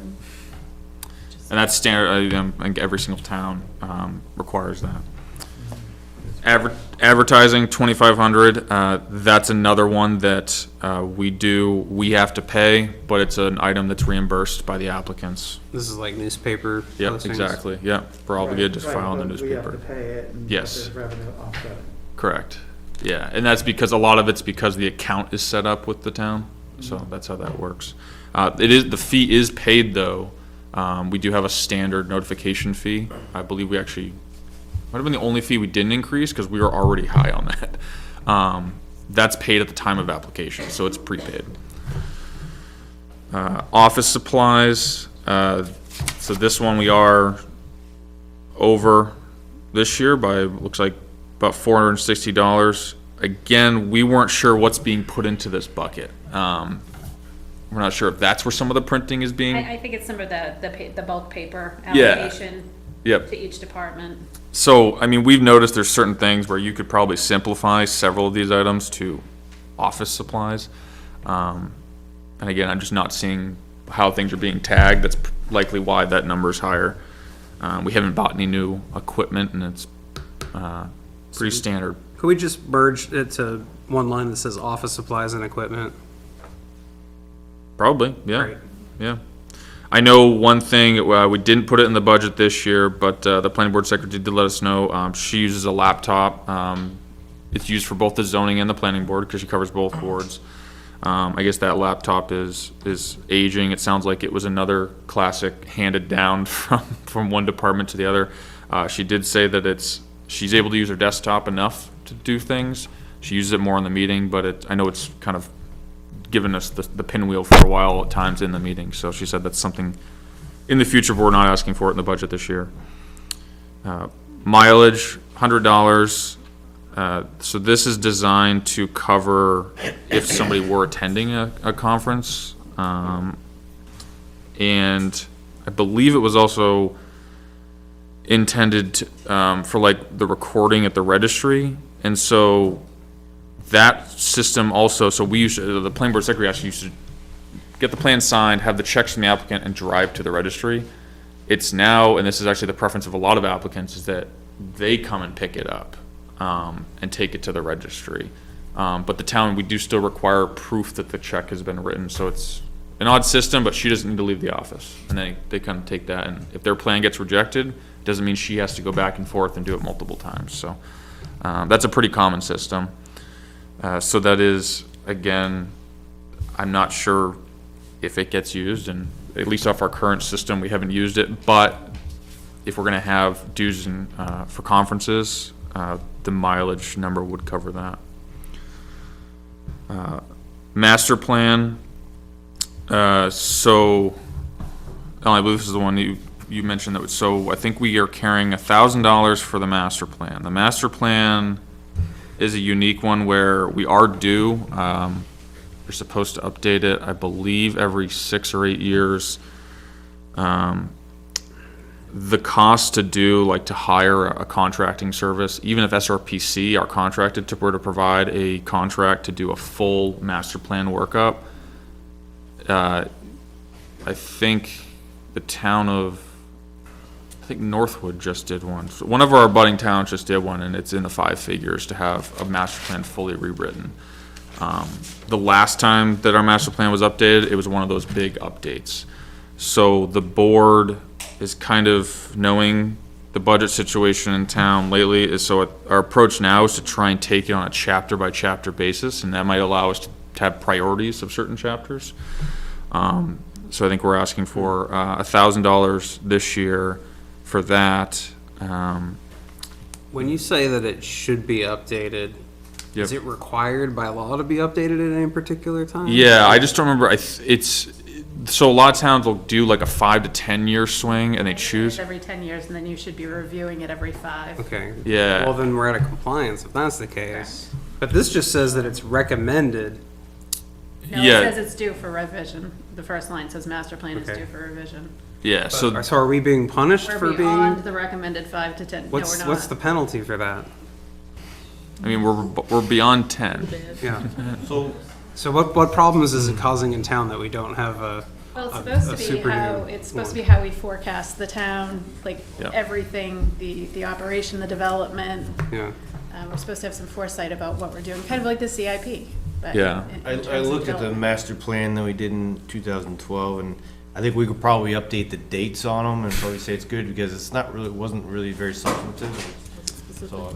Yeah, and I think that's why we wouldn't want to propose a $10,000 line item to do a full write-up, and that's why I think there's certain chapters. I mean, the master plan, this year, the master plan has been brought up by board members or even the public on comments 10 times more than it was in the previous couple of years. I think people have just seen the number of applications for building lots come through, right? So there's sections of the master plan that specifically cover growth in the town, and so that might be a focus initially. And so the reason to have that updated master plan is that if the board is sometimes making decisions on a case, one of the recent changes with legislation is that if we were to, actually it's whether we vote to approve or not, especially if you vote to deny a project, you have to, the board has to issue a statement as to the reasoning why not. Because one of the reasons is that with residential projects is there's now a housing board in the state that if somebody wants to appeal a residential project, you don't have to go the court route. You file with the housing board. So that was part of some of the new changes that Governor Sununu did in the last year. So because of that, there's a lot more justification that has to be done. And so the master plan, being an adopted document of the town, is an item that can be used for justification. So if there's this, the whole process is taking public input too. So if there is more precise language on growth limits, you can't put specific numbers and limits in the master plan, but it can be a justification item if ever needed. So the goal here would be to try and choose a chapter, and that cost, I mean, the board, there's no stipends or payment to the board. It's likely might be some supporting data review or something like that by SRPC. So they do have a whole GIS and data staff member. So I thought previously, the last few years that I've done this, the planning board pays for things from SRPC a la carte. And then it has been requested that we become a full member or whatever, so that we get those services without having to pay for them. And then I think we had a change at the town meeting last year or something, and that paid for the membership. So we're currently a member of SRPC, a dues paying member. Shown on 115. Yeah, and then so the membership's a couple line items down. So why are we having to pay?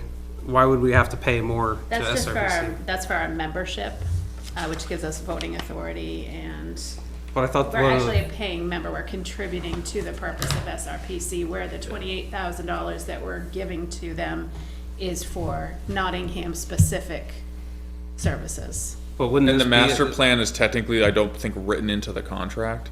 So their contract for 28,000 is to support applications to the planning board, and then I think they've gotten involved in some zoning kind of overlap projects as well. So it's they do plan reviews, code reviews. They correspond and kind of meet with applicants as well. So instead of having a staff planner here, even part-time, we contract with them for that service. So if the aim is to kind of update the master plan like a chapter at a time, would it make more sense instead of paying $1,000 to SRPC this way, when you negotiate the membership thing and what that includes, to try to negotiate that service into there, since it's kind of something that you'll do a little bit of every year, work on a chapter?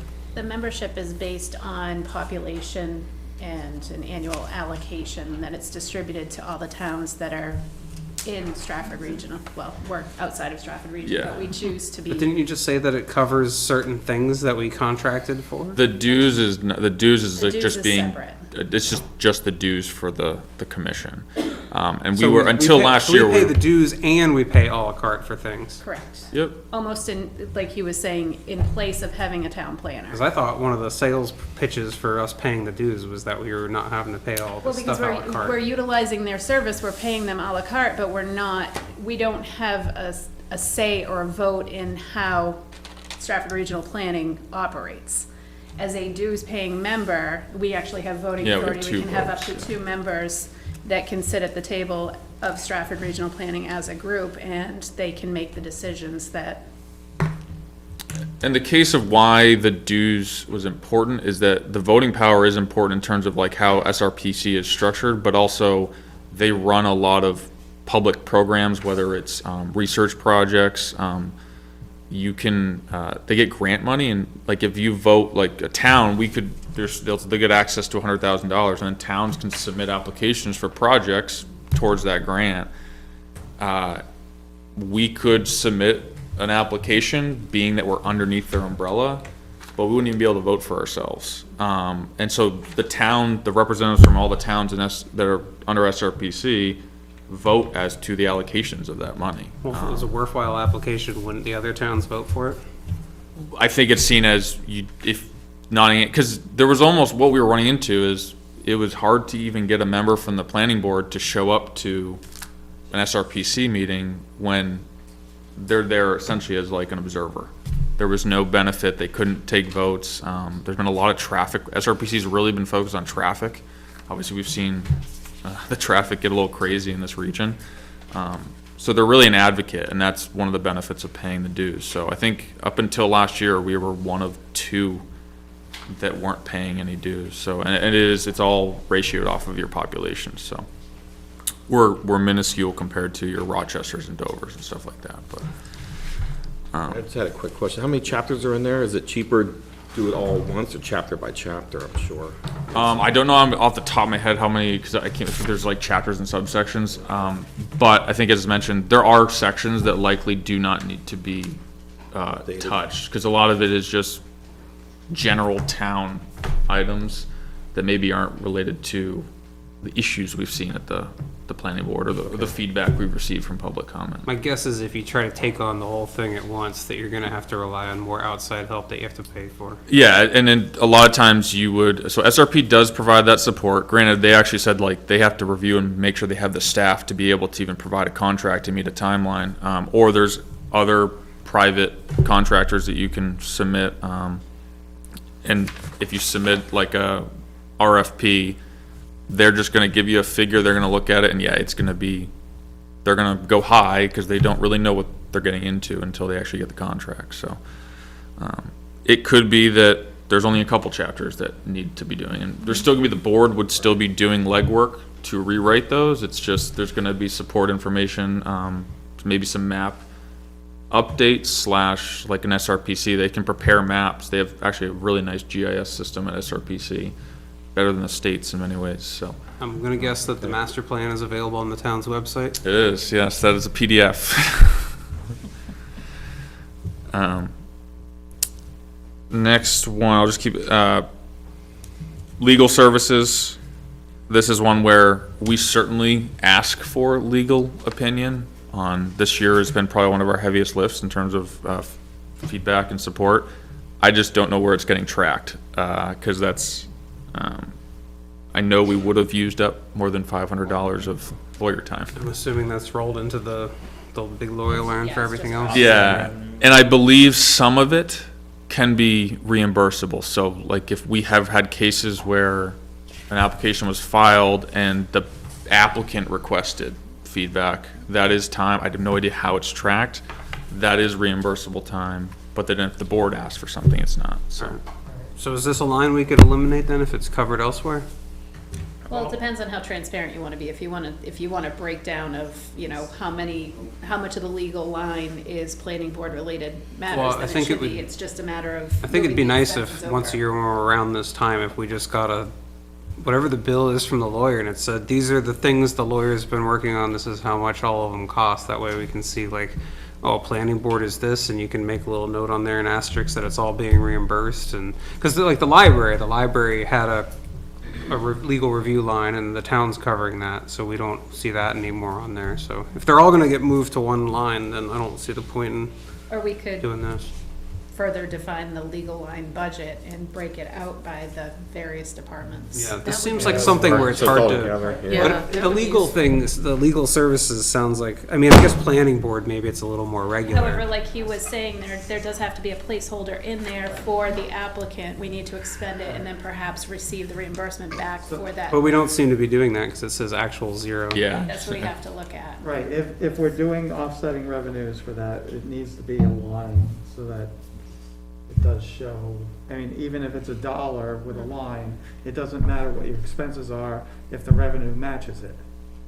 Money in, money out. True. Right. do we just have a line that says reimbursable expenses?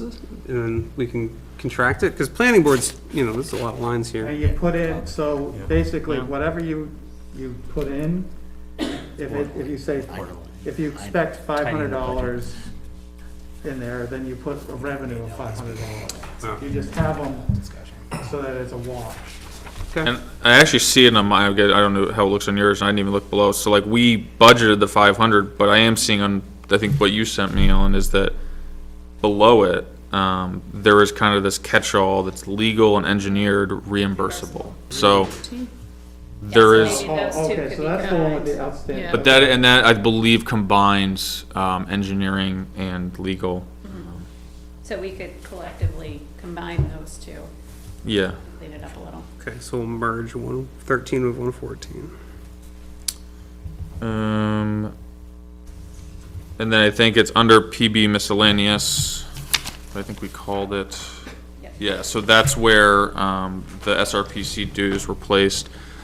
$6,500 last year, and I assume the increase of 165 is from coordinating with Jen. Correct. Anticipated this year, again, they start their new fiscal year in July. So that's just, their increase is 165, so we're proposing that. So, based on at least our proposal, is that we have the two increases of $999 from $1 for the master plan, and the 165 for, the increased SRPC dues, so it's, I think that equated to about a 1.9% increase over the proposed last year. A couple things I will mention, it's already been mentioned a couple times tonight, impact fees. I know the CIP started meeting. We did talk as a board about trying to revise our impact fees. At first, the guy we used last time has retired. There's only certain people that can actually know the lingo around impact fees. So I think we did find a guy out of Hillsborough County that is kind of he works for himself, and so he can do the impact fee rewrite. And the reason I mention that is that, you know, if, say, we need to add an impact fee. So the planning board, at the town level, we can amend the impact fee, so that is one item. The fire department, currently, that hasn't been amended down, so we are still collecting fire department impact fees. But my understanding is that there is no currently planned project, that's essentially money that's going to get returned unless something can get added in the near future. Does it sound like we can amend it to be like more of a public safety thing and use it to expand police stuff? So, right, so when it was written, it was specifically for the fire department. If we want to include police or public safety in general, to cover any public safety department, you have to go through a rewrite, and then there's a whole RSA process of getting that impact fee ordinance essentially amended. And this guy you were talking about, he's not one of the people that can do a whole new evaluation for a new impact fee. So what he does is they would assist. He is there's multiple people out there, but he's was actually on the couple in the state. He would take on essentially the rewriting of that, but with the impact fee, when you propose an impact fee, there's a lot of justification that has to go into it, and so he understands the numbers behind it. Yeah, it's almost like an actuary. He Yeah. can tell how much that fee should be based on. He's got a whatever form. criteria he When does. when I suggested Right. adding the police at the CIP meeting, my understanding was it was a lengthy process, and does it go to vote as well? It does, yeah. So it goes to a Yeah, town I vote. believe it. Yeah, I But believe when we're it- talking it's lengthy. it's an ordinance, I think, in the end. So I believe if you do want to propose a change, it would have to go to a vote at some point. So it's a lengthy process, and a lot of it is because it's a lot of numbers. You have to justify what that figure is. I think we need even that. just adding one or modifying Seems like it it. might be worth it. Yeah. I think it is. I mean, we were told at CIP meeting that the fire department paid for 1/3 of the building. You know, we're talking about the police station maybe moving down or whatever, so I definitely think we need to move forward on this, to have the police on here. Right now, it's just rec, fire, and school that could use impact fees. I don't understand why the police, it's not on there. And so what we did is, I Beginning. think I can coordinate with Ed, the chairman, so he's kind of had the communication is that, we can obtain essentially a proposal for that. But I believe, obviously, we have to get into the thresholds of, if it's over a certain amount, I'm sure we need proposals from multiple people, so, If that's a desire, we could at least get what that I don't know if it's 2,000, 5,000, I don't know, we haven't gotten that number for him, but we could at least get that and moving forward, have a ballpark figure. But yeah, you can, and then, yeah, you gotta start the process to Yeah. even be able to collect it in the future, Right. so, yeah. Definitely. Do you know if you can add highway and roads as impact fees? No, Yeah, it's a little, the highway and road one is tricky. yeah. It would be good. Yeah. I think what I've seen a lot of municipalities do is via specific projects, you can try and obtain, like essentially application-specific impact fees to a road. So if you're gonna put X number of new homes or a commercial development, there is ways to do, yeah, so there is. Site improvements, you Right, have a so- lot more latitude in, Yeah. and that can be a planning board specific item, so it doesn't require the same. It's essentially a negotiation. It's the board feels that you're going to impact this road in a negative manner, and here's how we think you'll impact it. There can be a dollar figure associated with that, and then it kind of becomes a negotiation, but it's, Seems it's pretty straightforward and cut and dry to me. I mean, Yeah. It's a lot, We it's a lot have- cleaner than impact fees. we have There's so no many doubt about people that. and we have all this road damage, so. yeah. There's other ways that you can handle that. There's betterment assessments Yeah. where you can just increase the tax base for the property owners affected by that section. So probably impact fees isn't the best route for that. Yeah. Can we do something?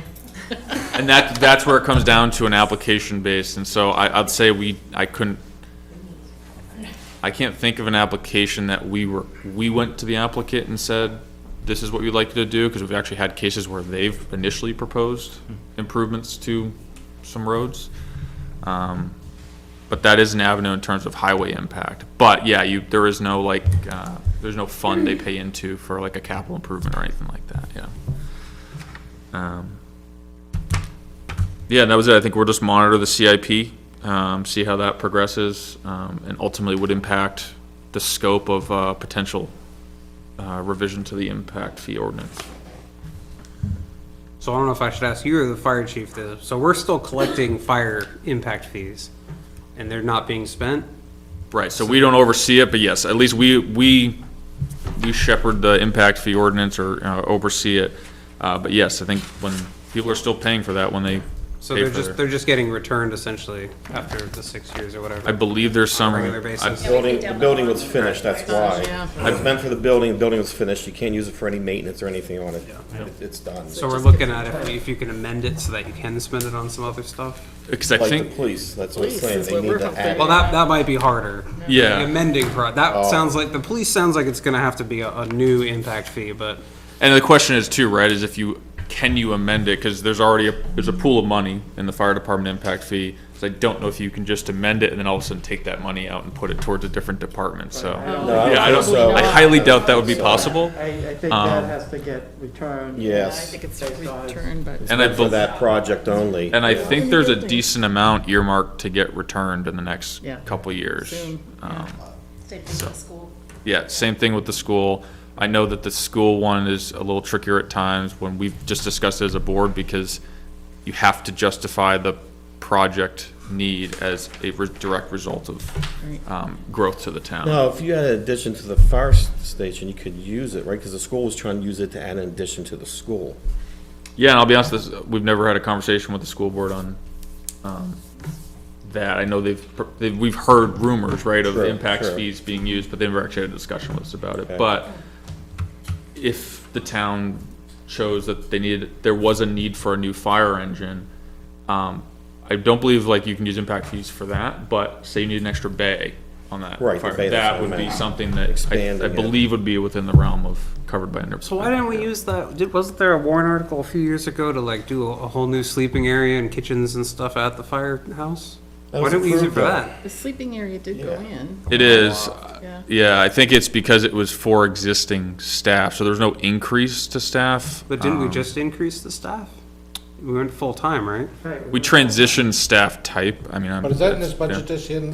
No, I'm just kind of stay on track here. But this guy knows, we don't get to see this guy, and he knows a lot about impact fees, so I'm gonna ask him I questions. just want you to stay on track. We don't need to be here until midnight. And oftentimes when we get requests, so like if, to expend impact fees, like the school board would have to actually file a request with the planning board and have a hearing, and then usually we will actually ask for a legal opinion, just make, is this, if we're not sure, we'll ask to make sure it is something that can be expended, so. Usually that's probably checked on before they ask for it, hopefully, so. Interesting, one of the few times the town has any control over school stuff. But I haven't seen a request for impact fees, I think, come before me in the 4 years I've been on the board, so. Anything else? I'm good, thank you. Thank you. Well, Thank that's you very much. interesting. Appreciate it. Yeah. Thank you. It's good. I Learn don't think something we new had every planning year. board come the years past, did we? This is very interesting. That was a new one for me. Yeah. Really? Yeah, I don't think I've ever seen it. that's why I have so many questions. I've never gotten to ask all these before. There you go. Some good info. Too many meetings. Who's next? Let's get Sam.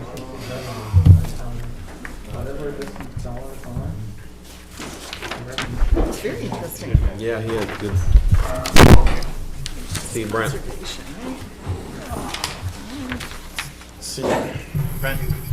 Sam Demerit, the Chair of the Conservation Commission here in town.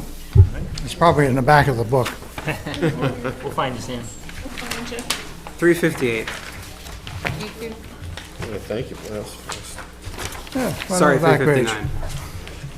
Close enough, thank you.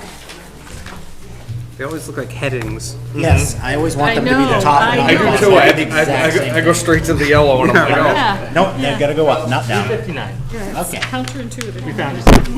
Okay, I guess it's in, okay.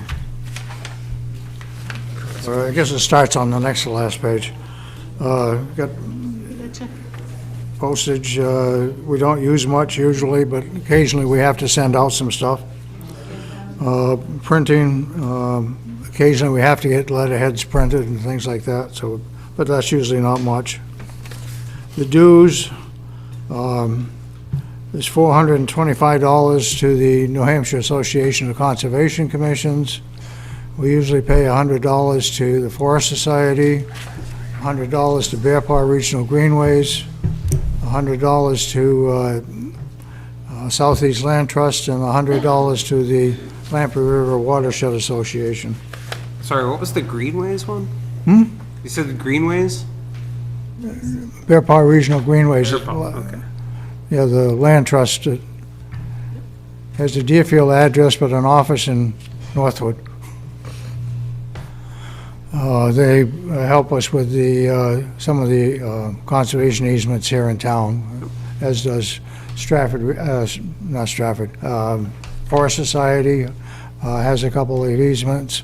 Bear Paw has a number of them. Southeast Land Trust has some. What else was there? Bear Paw operates a lot like Selt, right? Bear Paw operates a lot like Selt? They're pretty similar? Yeah, they're similar organizations. They overlap a little bit here in Nottingham. Selt usually is on the east side, and Bear Paw on the west and north, and then Forest Society comes in where, you know, like the Mulligan Forest, and then the other Fernald easement on Pawtuckaway. Put in $300 for conferences and training. There are two major conferences a year, Saving Special Places, usually the first Saturday in April. On the New Hampshire Association of Conservation Commissions annual meeting, first Saturday in November. They're usually about $600, I mean $60 a piece to attend, as long as we've paid the dues. Otherwise, the fee goes up for those conferences, and we get special rates on any of the programs that they have. So I put in enough for... Doesn't look like you're billing hotels or anything. I put in enough for 5 of the 7 commissioners to attend. This year, only Sue Mooney and myself attended the New Hampshire Association of Conservation Commissions I like to go to the saving special places, but I wasn't able to. I had conflict. Publications, just put in a minimum amount just in case we find something that, you know, is we like. Mapping, we've, about $100. I think the mapping we did this year was actually $200, and it went through Portsmouth Sign. And that was for the new display up on the Marshwoods kiosk. This is like for printing it? Yeah, for printing it. And laminating it, and This is a new one that got put up this year? A new one that got put up this year? Because I remember this note in the budget last year. Right, I remember it too. Which confused me because I had been down there previously and I had seen a map for the Marshwoods. yeah.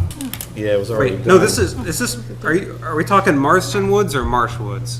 Marshwoods is the one by the dump, right? Marshwoods is owned by the town. Marston is the rec department Yeah. thing, so, you know, we've helped out there, but we don't spend any money over there. Yeah. Rec department does that. So this line, this is actually for Marshwoods map? Marshwoods, we have the Kennard thing up on the Kennard Road. We've got, let's see what, well, we have an easement on part of the Tenenco land on Case Road. And let me think, where else?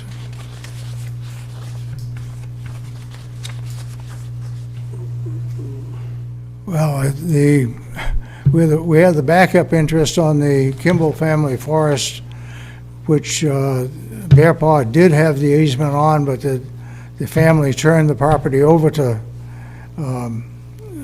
Bear Paw, so Bear Paw owns it now, and, you know, we're the only backup, so, you know, we should be doing the monitoring on that. The H2O testing, Yeah, I was curious. Yeah, let's do it. is that for the water, that's not for the water supply at Marsden, is it? Hmm? Is that for the water supply at Marsden? No? No. Okay. No, this is, the Kimball family forest is just up beyond Marsh Woods on, where? Freeman Hall? It's Freeman Hall, right? On Freeman Hall Road, yeah. That needs monitoring? Your water testing's probably North River. I don't know, is that better? Those don't go to us, so we just gotta yell. Oh, okay. We were just wondering where you were doing the water testing. Oh, the water testing, we've been doing two places on the North River, on McCrillis and on Freeman Hall Road. And we do one spot on the Little River on Smoke Street. So that's where we need the equipment to do that water testing. One of the meters that we have been using is defective. I can't even read the standard correctly. I got a new standard from DES, and the meter still didn't read right. That particular meter, I guess, is about $2,040 at this point.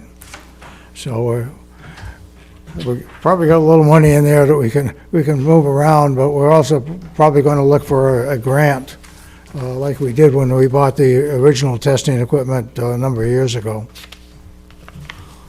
The river sign maintenance is more of the new river signs. I don't know if you've seen the one down here on Stage Road where the Lamprey River, where the North River goes under near Flutter Street. It's a state protected river. It names the river, and it says it's state protected, and then there's a post, and there's actually a set of two signs facing both ways. And I've got a set out back here right now to go up on the North River, up by the school where the power lines go through. But they're waiting till that bridge gets redone before they put them back up again. And I've got money in, and I put money in there for this year for the Pawtuckaway River on Raymond Road. And I'm looking to put another sign up on the Little River where it goes under Route 4. These are all state roads, so. And those are over $200 for for the two, well, 4 signs and 2 posts. And there's a shipping charge, but it's cheaper for me to go up and pick them up than using mileage than the shipping charge. These posts are, Great, thank you. Thank you. office supplies, occasionally we have to buy some copy paper and things like that. You got the mileage in there, and Susan put in the money. She took us both up to the conference in Pembroke. Can we merge your office supplies line with your equipment line? Would you mind? Would you mind if we merged your office supplies and your equipment line together? Just to shorten the number of lines we have in the budget? Well, the thing is, some of the equipment is like for batteries for the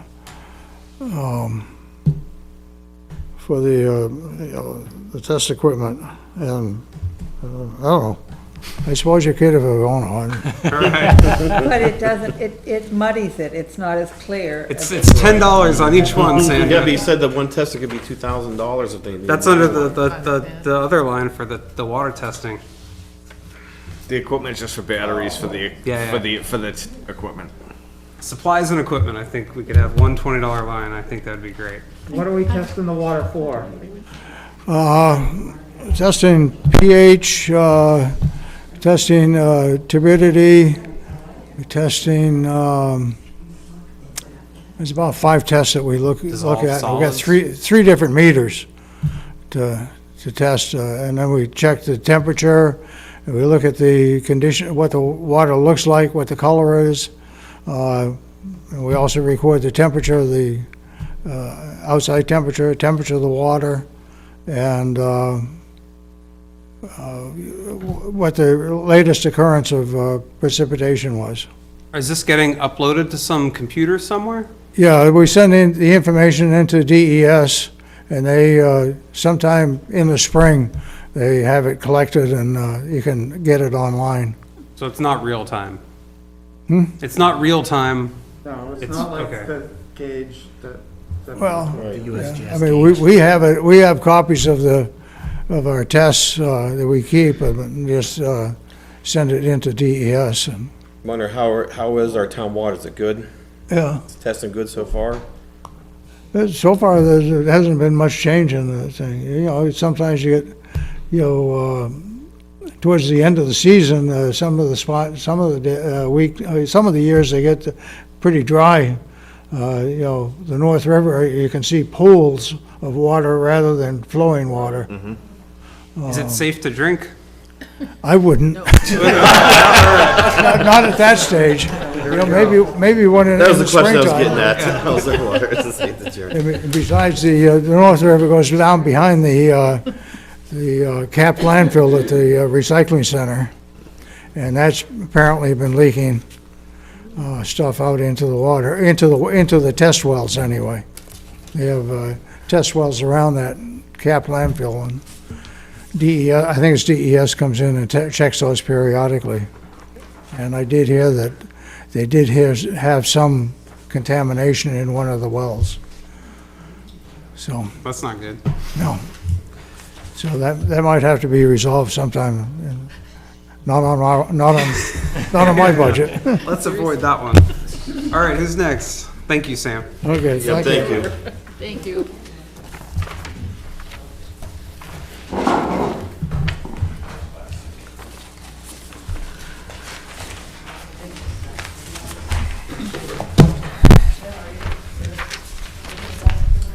Line item 200.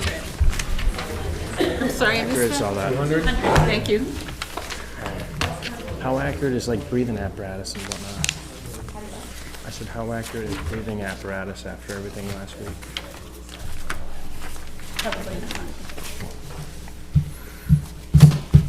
Ready, Matt? I'm ready. All right, man. Off you go. All right. Starting at the top, salaries. Yep. All right, full-time salary, this year, we're going for a 13.6% increase.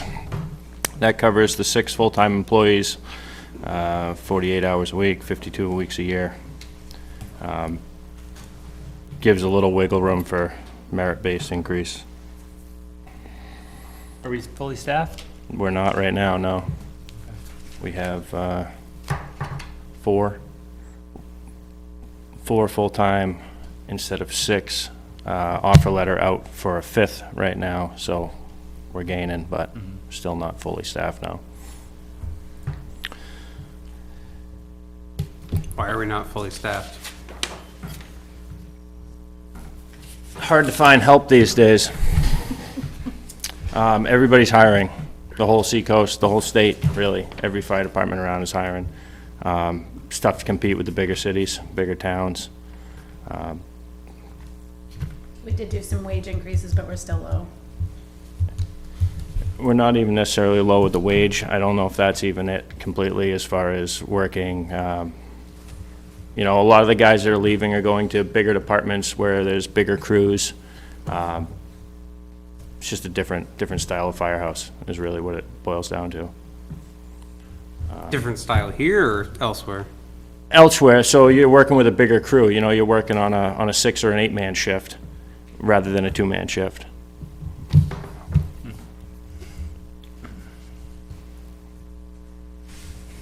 So if we're not fully staffed and we're raising the amount and we have wiggle room for 6 full-timers, why do we have to up the overtime? Well, part of it was because the budget for 2023 was budgeted for $22 an hour. And so this includes the increase that was granted this year. There was a wage increase that was granted mid-year. And then, Right, but isn't the point of having everybody on full-time and everything not to have overtime? And if we're not even fully staffed, are we expecting to use the overtime? The overtime's getting used because it's not fully staffed. Right. Is the problem. You have 6 guys, 7 days a week, 2 guys per day. It doesn't work. You know, so you're filling that with per diem. And then we make up for it by not spending as much out of the salary line. All right, gotcha. Right, but that's what you're talking about, though, is they kind of, you have that flexibility to move between those 2 lines. Where you should have that flexibility to move between the 2 lines. Right, well, obviously they do, because there's 57,000 in the actuals for overtime, so. Right. Yeah.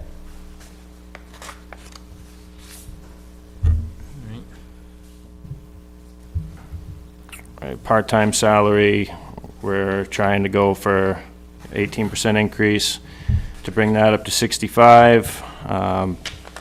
Same thing, we're trying to, with the 6 full-time staff, 1 calls out, you're either paying overtime or you're paying part-time. So Gotcha. we have to have that pool of part-time employees somewhere to fill the void. Vacations. Yeah, vacation, sick time, we have military leave, we have, So the 13.6% and the 18.2% for the full and part-time salaries, that's not reflective of like increased hiring, it's reflective of increased salaries or hourly wages?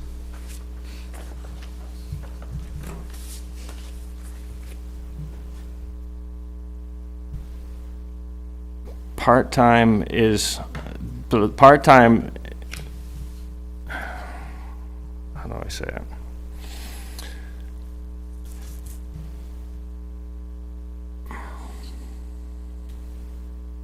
It's yes and no. I guess I don't know what you're asking. I was just asking, so the increases that we're seeing in the salary lines, are they entirely due to raises in the amount that's being paid in wages to people, or is it that we're hiring new people and we have more people that we have to pay? Both. Okay.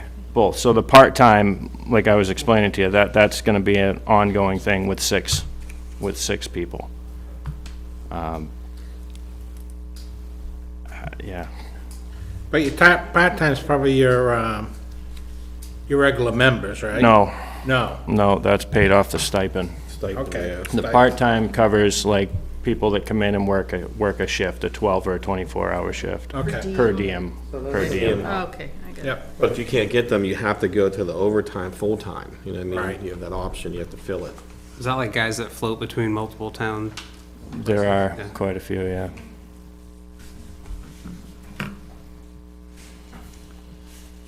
With the challenges in staffing, have you been able to cover all calls and fires and? Yes. Yeah. We very rarely have an open, Right. have an open shift. Sounds like a lot of juggling, though. It's a lot, yeah. Yeah. Do you have the big list of how many calls you went to? I do not have a list Last of, year, other years, we get a big list and it's all the, how many Yeah, that calls was got impressive. responded to, how many fires got put out, all Yeah. that stuff. Not this year. Not that we need it, but. No, it's nothing crazier than any other year. It's just continued growth. There's more service calls than, more service calls every year. And we're running 2 ambulances now, right? We still are running 1 ambulance. Did we vote to buy another one? We have another ambulance In case that one breaks down. you- ordered. No, it's not here yet. Okay. It's still not been delivered. But we did vote to buy it and outfit it, right? Yes, Okay. yeah, it is here. Been It's, spent? the ambulance was due for delivery October, so we're working with it. It's here. It's here. It's got Nottingham's name on it. Is it like supply chain issues or just didn't get ordered? No, it got ordered. It was a supply chain issue from the very beginning. It was changing manufacturers of the ambulance. And it's built to order, right? They So- are all built to order, yeah.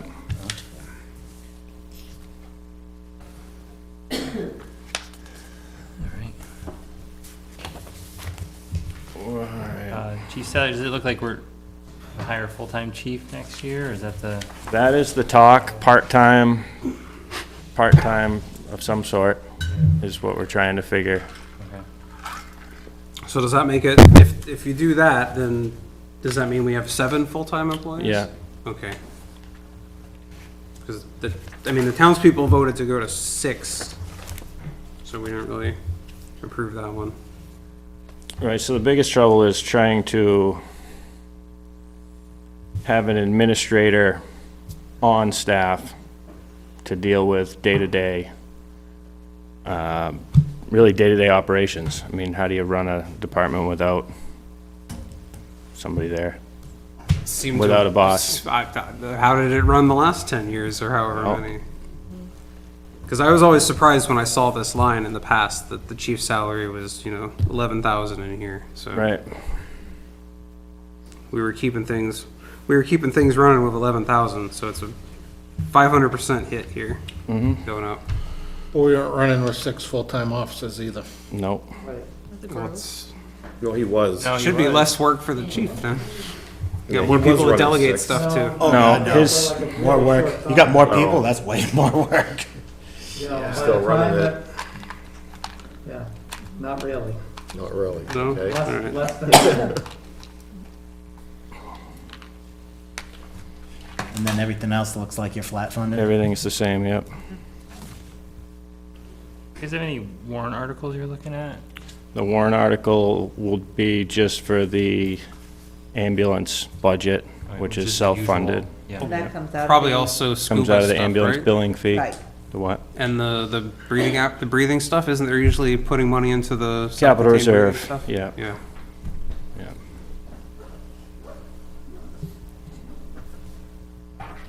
So you're filling in as chief in your spare time, is that? Spare time, yeah. Yeah, non-existent spare time.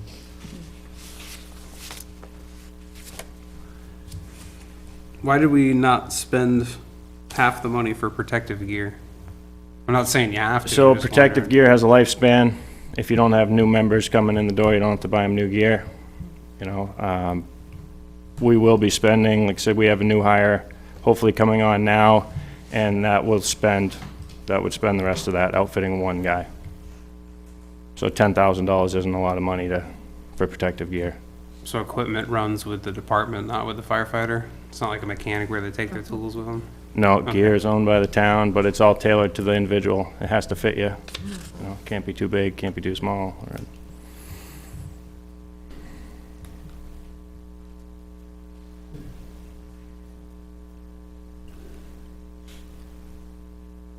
So how did uniforms go over? Is that just a lot of turnover or what? What number, Tom? 215. 215.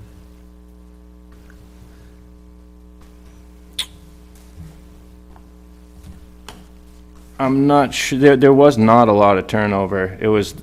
This year was the first year of the 6 full-time, so it could have been that. I'd have to look into it. It's just weird that protective gear was under and uniforms were over. You think they'd be like spent at equal rates, but.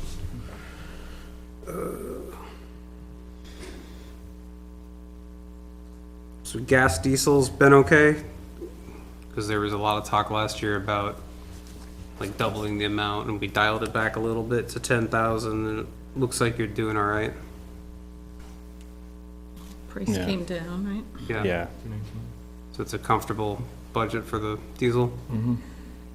Like, there's not like a bill due for like $5,000 or something? No, that we we're buy gonna it at the see? pump. Yeah, okay.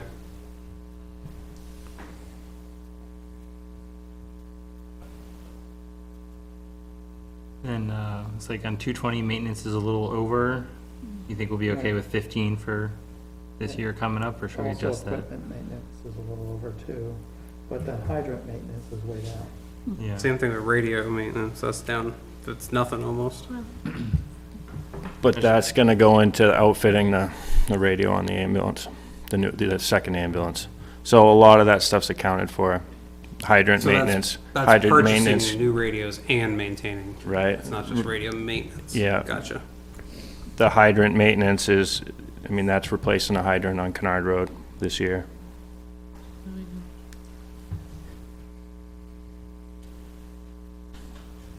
So that'll basically wipe that line out. Mm-hmm. Matt, is most of the supplies and specialized equipment already purchased for the new ambulance? Yes. I remember there's, I think the. Yeah, we had a chief's trust room was fund. filled- Yeah. Okay. Yeah, was it on a warrant article or something? Yeah. Was it in there? For last year. Because it was like, what's good's the ambulance if you don't fill it, you know? I know, but there it is all sitting there with no ambulance. Yeah, now we have a, Frustrating, I know, we hope. we have a cot and all kinds of stuff with no ambulance. So in the end, we're at a 21.6% increase. So if, we got a 4% tax cap we're up against. So could you recommend anywhere in here that we might be able to make cuts without impacting the safety of the people of Nottingham? You can shut the telephone off. That one might be important. Your postage. It's funny, usually I ask about the Where's your telephone. postage? Usually I ask everybody about You're always trying to get rid of the telephone. Wait, he's gonna send a He's letter that says volunteering. a fire. Oh, WhatsApp, yeah. WhatsApp.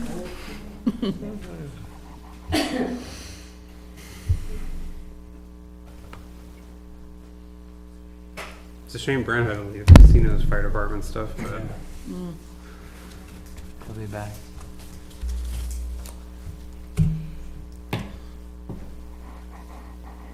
Well, anybody else? Matt? No? Anything else you want to add, Matt? All right. Thank you much. Thank you very much. Appreciate Thanks you for taking it out. Thanks, Matt. Well, if you didn't like his act, you're not gonna like mine. Yeah, but remember, Save the Chief. best for If I last. find anything in postage and telephone.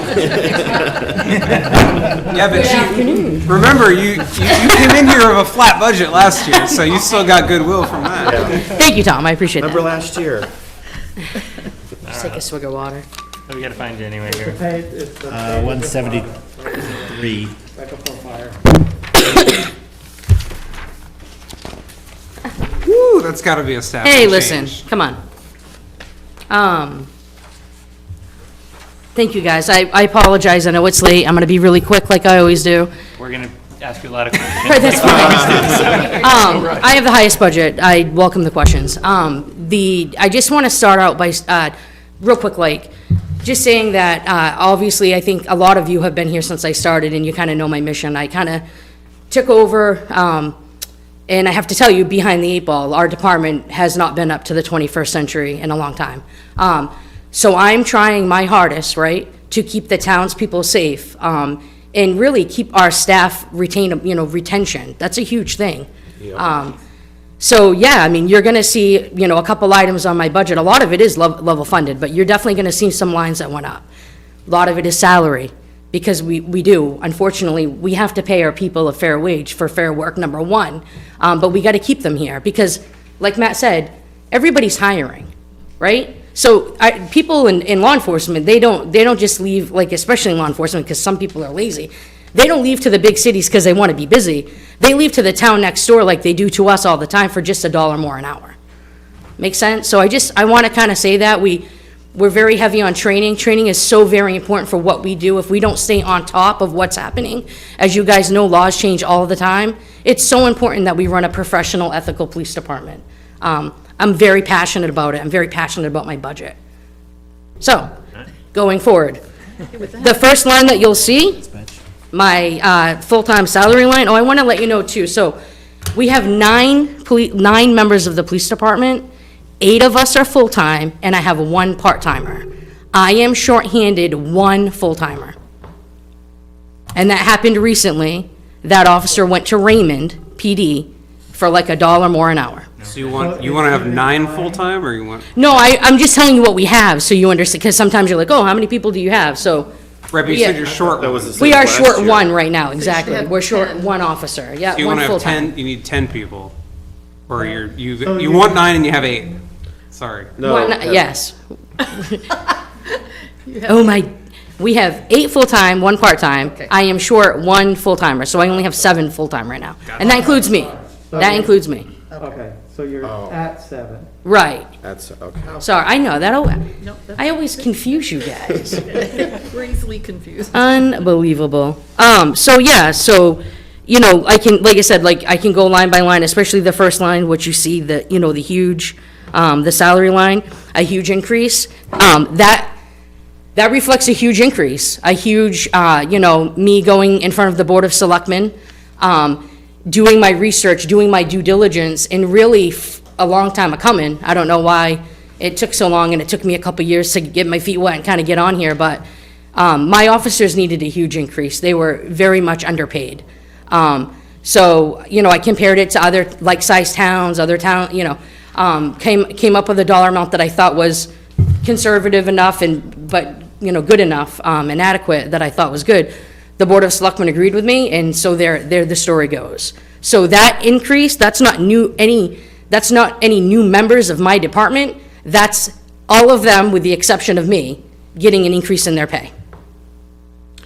You were the lowest last year. You were at like 5.1. Everyone else is 12, 13, 34, 146 for the fire. Yeah. I mean, I have to do that. I mean, these are things Right. that we need to do. I don't take any glory in being like, I can't wait for the taxes to go up. I mean, we provide a service. Services cost money. So this is all all the police salaries except yours. Except for, well, it is mine, but I didn't get a raise. That's something, you know, I didn't put myself in for a raise, that would be crazy cuckoo, but that includes my salary as well. Like my base salary. You're gonna have to give yourself a raise at some point. No, I will say the Board of Selectmen takes care of me. I have to sign a contract, that we go over all that. I cannot complain at all about that process. They've been excellent, so, thank you. Also, when we're coming up with that number, I just want, I think I explained it last time, that includes, like, if an officer works a holiday, they get double time and a half. So it's hard to, like, understand, however many holidays we have, and Ellen helped me out with a lot with, finding out, like, what that dollar amount is, because we have to account for that in that salary line. So it includes, the pay increases. So that doesn't count in your overtime budget? No, that's something totally different. Okay. Yep. And if we're going to the next line, I did increase, you'll see my actuals, which maybe I should increase it to $1,249. I did increase my overtime line by $5,000 because I have to, because even with that many officers, and even if somebody didn't call out sick, with basically just covering for people Yep. to take vacation, Yep. that's what it is. And there's no way to fix that. I've like tried to contemplate, like, how do I fix it? There's no way. I mean, It's hard. even with my part-timer, she's, and we'll get to that, her salary is only working 2 days a week, maximum. That's what that comes out to.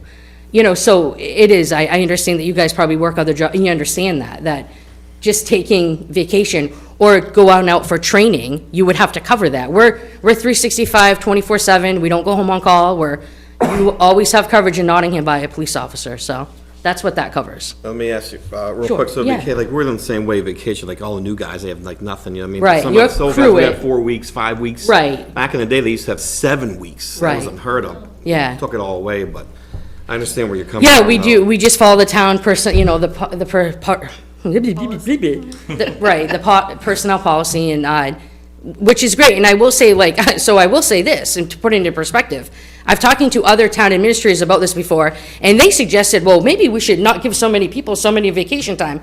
Why on earth would we want to penalize somebody? That is like not, in my opinion, that's not the right thinking to do. Heaven forbids, give them, especially in our line of work, we need our vacation, Right. really, Oh, so, yeah, very stressful. Yes, you do. yeah, and so there's that. Does anybody have any questions about that? It looks like I need to be higher, but It was due. Anyway. We knew it, it was due. So I'm just trying to figure these numbers out. Yeah, so go ahead. So the You're a number guy. proposed, oh, sorry. So the 2020 budget, that, for salary, that was 460,200, so 460. 2020, you mean 4 years ago? Sorry, 2023. Oh, okay. I'm seeing lots of 20s on here. All right, so, and then that's 9 officers, that's like 50. No, that was 8. 8 officers and 1 part-time, 460. I have in my notes.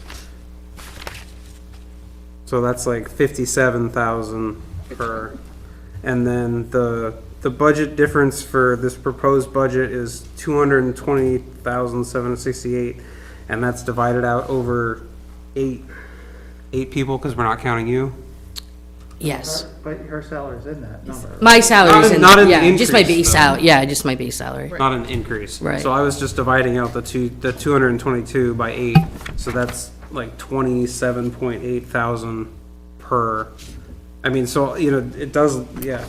So is that, am I reading this right? Is it like is it essentially a raise for each, I don't know if everybody gets paid the Each same. officer got a raise, the same amount, and it was like, it actually made sense. It corresponded actually with their like longevity and the time, well, we can talk about that pay too, but, it corresponded with like our lieutenant and our sergeant and it all made sense. So is my napkin math correct here, where I'm thinking previously the salaries were in the ballpark of 58,000 and this proposed raise makes them 85-ish? No, not at all. No. So, No. that would be great. No, Tom, no, I mean, honestly, so before the academy, before my proposed budget, officers were making, $19 an hour before the academy, and then when they got out, they made 21. So it's hourly then? Right, they get paid hourly, I'm the only salary employee.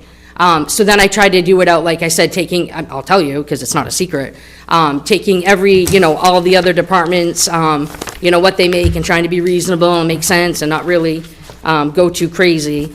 I raised it so the starting base salary for a starting officer, in Nottingham, I think was $27 an hour, and then after the academy it goes to 28. And that literally is only like letting that officer make $50,000 a year base pay, which I still think is under. I agree with you. I mean, you can look at the town reports, I used to Right. look at them for years ago, I was like, I can't believe that people Right, were and these putting are their also, life on the line. right, these are also increases that have, if people were doing it correctly, and I'm gonna speak harshly, wouldn't be such a blow. I think all of this has come into precipice, I mean, to speak frankly with you guys, I've been here the longest. It looks so bad, but because it was done probably so wrong for so long, so, yeah. Does that make sense, Tom? Yeah. Okay. Because part of this is not base salary, this is like you're factoring in overtimes and holiday things. So that's, I think, what makes it hard to do. Yeah, the holiday, yeah, the double time, exactly, yeah, then it's huge. If I think about it more as the hourly rate, Right. it's easier to understand. Yeah, and believe me, hey, there's no, I have to tell you, I will speak plainly, other than myself, I don't have any police officer making 85,000 base salary. Make sense? Yep. And they should be, but they can get that if they work a poop ton of overtime and a poop ton of details, and they have no life. Make sense? That's not good. Okay. And then my part-time salary, that went up too, I apologize, that's a line item, and I look back in the notes, like with previous administrations, that salary line hasn't been moved up since like 2012. So I hired a new part-timer this year to bring her up to standard and pay her a fair wage. That's her only working 2 days a week. That's an example of, if I utilized her, her working at her salary 2 days a week. So it went up, you saw it went up $14,000. Make sense? Yep. Okay. So then my AA salary went up. It looks like it went up a lot, just because it reflects for whatever reason, it's gonna be, last year's merit increase, because she got a merit increase, and then it'll be this year's. So that's 2 years of, merit increases. I know it looks like it's a lot, but that's just what she's entitled to. We do merit-based raises here. I put mine in my budget. I don't rely on the town, because I don't know if we're ever gonna have that money, and I don't think that's a smart way to do it. Oh, okay. I was wanna gonna take ask. care of my people. Are we still doing that thing Merit- with the merit line raises? five. I would too. Merit Yeah, I compensation have to. pool. So we still have that in the budget. We still have elsewhere. it in the budget. I did reduce it based on the Mm-hmm. fact that Fawn includes it into her budget. Okay, yeah, I was gonna ask that question. 'Cause Yeah, last time I I- thought it included everybody, then I seen that merit. I mean, I'm that's like, probably what they should do. Move it into every other one, or just have one big pool? No, I think they probably should have it in their individual budgets. That would be my thought. I think it makes I would like to sense. see it that way, Cleaner but I that didn't way, want. isn't it? It's cleaner, thank you. I think it's cleaner. Yeah. Oh, he doesn't think so? It The gives you more concept is that it's a known value that gets dispersed to, Okay, on a basis based on merit.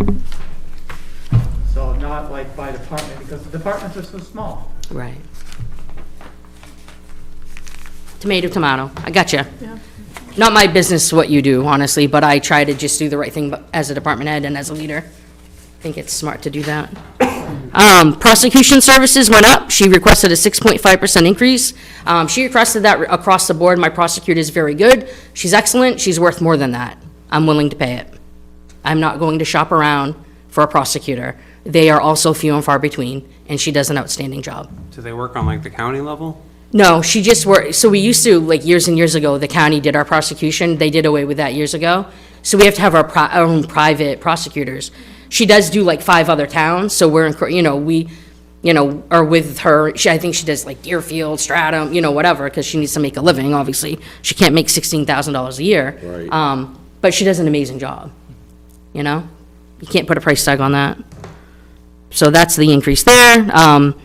Next couple, postage, the next couple things are level funded. You guys have any questions about postage, dues and conferences, publications, anything like that? I think I asked about all that last year. You did. The next thing I'm gonna go to is training. My training line went up again. And I think that a lot of you will understand this, it's ammunition. It costs so much money. The state only requires that we qualify once a year. I do more than that. I think that's crazy. My firearm is all of our firearms are the things that can get us sued the most and liable. And for crying out loud, we're gonna do it right.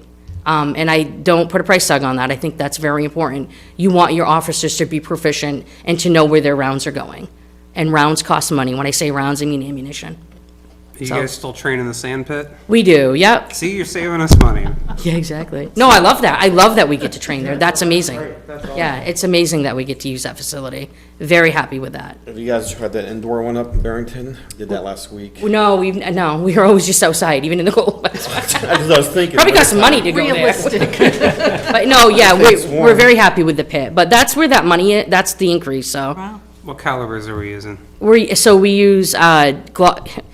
I carry Glock 19. The guys carry Glock 17, and they're 40 caliber. So, yeah. Okay, moving on. The next couple lines are level funded. The other thing that you're going to see go up is my software licensing. This is because we are going to a state accreditation. I am in the process right now of moving towards state accreditation. I'm one of 8 other municipalities in the state of New Hampshire doing it. Last year, the state of New Hampshire came up with their own system. You guys might have heard something called CALIA certified. That's what some agencies in New Hampshire had done. It's a very expensive program. It costs a lot of upkeep to do it. This program is not that expensive. It's $500 a year. It requires a lot of work. It's going to take me about 2 years to get us accredited. But it is so very important to do that. It's going to keep everything on the up and up. It's going to cost for less liability, hopefully less officer turnover, because people know their expectations. I mean, there's a set of standards, there's like 112 standards that we have to follow. It's a good thing for the town. So there's a cost to doing that. Like I said, $500 for the accreditation. In order to do that, I needed to purchase Power DMS, which is a software program that you have to do that system with because it's all online. And it's $500 a year. So it's $1,000 to get accredited and to stay accredited every year. That's what I'm going to do. And also, I don't know if you guys are familiar with our record keeping, but we use IMC records. That is going away, and we're going to be using ProSuite. So that cost went up. All of Rockingham County has to do it. We would be crazy to not do it. Other companies would cost more money. So I have no say in that. That's the record keeping. That's what we do, and those are the costs that are associated with that. Does anybody have any questions about that? I had a question. You said Yes. you're one of 8 municipalities that Yep. are doing this accreditation over COLIA or what? Yep, Okay. because, so what in New Hampshire did is, in 2020, when everything came about, right, we had a lot of, we looked really bad, right? We had the George Floyd thing, it didn't look good for law enforcement. So the New Hampshire got the LEAC committee, law enforcement, whatever, doing the right thing. They signed all these things in place. New Hampshire said, let's make our own system that makes sense, that's good for small towns, because a lot of New Hampshire is just small towns. CALIA is ridiculously crazy to try. If Nottingham tried to do CALIA certification, we would never make it there in my term as the chief. We would never do it. I would need a full-time person just doing that. So thank goodness that the state of New Hampshire and that committee formed this accreditation. I'm one of only 8 right now because it literally just kicked off January 1st or whatever, and I was one of the first ones to be like, I'll do this because it's important. I went to a training, a couple weeks ago, and more people are signing on, so it's a good thing. So you're one of 8 because you're ahead of the curve. Absolutely. All right, gotcha. Yeah, 100%. And then the next line, so my service contracts went up because obviously you guys know hopefully you guys know we got a grant for the body worn cameras. It's important, but I put, so we'll get half of that money. So I put that $4,000 as an increase, even though I'm hoping to take that from that tech fund. But this isn't the reality if they don't approve my tech fund again going forward. At least I have a placeholder there. Sorry, the tech fund, that's Yeah. for purchasing and replacing stuff, not for like ongoing maintenance or fees. It can right? be used for that. Yeah. Yeah, the way that the wordage is, because I've gone over this, I can use it for the body cameras. Right, but it would be more appropriate to have a line item for this because it's something you're going to just keep doing. I mean, I don't know. I'm trying to think of ways to do things the right way and save money, and we can use the tech fund. Right, no, it makes sense to be in here. I have to put it as in- an expense. right. Right, we gotta put it as expense. Right. And hopefully we get offsetting. Exactly. Does that make sense? Well, we're not getting, Maybe Alan we're can not going to explain get this more. offsetting revenue. Well, we're getting Yeah. Reimbursed. Because we have a grant. a grant. Yeah, we have a Oh, grant. okay. Right, we have Oh, a all grant. right. Yeah. So we I missed hope we that get the part. grant, but we Right. can't count on it. Exactly. Like, what if the state's like, I thought the grant was for the purchase of the cameras. It's a lease It's, an yeah. ongoing thing? This is a Oh, lease we're that I'm leasing doing. them. Yeah, cheaper to do. Long Okay. story, Tom, but I got your back. I'm telling you, it's So bad. do you have the cameras now? We do. We're We've had them modern? for like 6 We're months. a modern town, and we have cameras in We're the like, cars yes, it's too? insane. And computers in the cars? Yes, we actually have computers. Unbelievable. It was like Mayberry when I moved here. Okay, so the next couple, funds are level funded, and then we're gonna go right down, to telephone. I had nothing in that line. I added, cruiser cell phones, for various reasons. I don't know why we didn't have them before. For instance, if we get a call for service and it's just a name and number, like somebody just wants you to call them because, all their chickens just got killed because their neighbor let their dog out or whatever the case may be, the officer would have to drive back to the police department, obviously, and make a phone call. This allows the officer to stay on the road, pull over to the side of the road, make a phone call, do what they need to do. What's awesome about those cell phones is that, we can use them as cameras too. We go to a lot of things that we need to take pictures. They're a great tool for that. Cuts down on we have to buy cuts down on the camera costs. I don't have to buy every officer now a camera. It's like use the PD cell phone. You're good to go. Yada yada yada. It's cost savings. So is this an, What's that? Yeah. So we have 4 cruiser. It's 4. They're in 4. We have 4 phones. Actually, we only have 2 right now, but I'm going to add 2 more. So but they stay with the cruiser. Yes, exactly. Yes, exactly. They're assigned. Yeah, they're assigned to a cruiser. Exactly. Okay. So whoever's on duty is taking whatever cruiser, they're taking that phone. Yep, exactly. And there's like a sign-out sheet, and it's a pain in the butt, but you know. Because, you know, they lose their phones. It's in between the seats, and I'm like, check the sign-out sheet. Put some air tags on those. Yeah, exactly. Make sense? They always have to be charging. They do. I'm also putting this in right now. I'm also trying to insist that the town go to FirstNet. We use Verizon right now, which is crazy because FirstNet is actually for municipalities, and it has better service. And Because it's it's AT&T. that's AT&T. It's a first responder thing. And we probably get huge discounts too. We might get some kind of a discount. So We're working that way. Ellen's gonna help me with that. Excellent. Yeah. Next line, it went up because Betsy tells me Comcast rates went up. So that's what I wrote in there. Talk to her. No, so then the next line, Does PD need special internet for themselves, or can we, I just don't understand why this building doesn't just have one giant internet pipe coming in here that we split up. I mean, I don't know, I have my own, We I have have little two hubs to servers. help Yeah, use we do, yeah. The span of the building. And I do too in my PD. I have, you know, I mean, I'm not wicked IT. It's like a flux capacitor, but it's to get better service in my side. Because we have a lot of people that come in, honestly, that are victims of crimes, and a lot of things that they have are electronic. And we need service. When they come in and sit in front of me and they're like, oh, this is what they're saying, or I can show you a picture. I need to be able to see that, and they need to be able to send it to us. We need service. We need to follow modern technology. This building is extremely old. This is a dead zone. We need to fix it. So, there's my plug. It's interesting that the police department is in a dead zone. Yeah, I know. It's weird. Next line, it was called miscellaneous for a while. I'm gonna rename it. Tom's gonna hate it. Community relations line, because that's really what that is. I told you that line right there is literally for, you know, if somebody,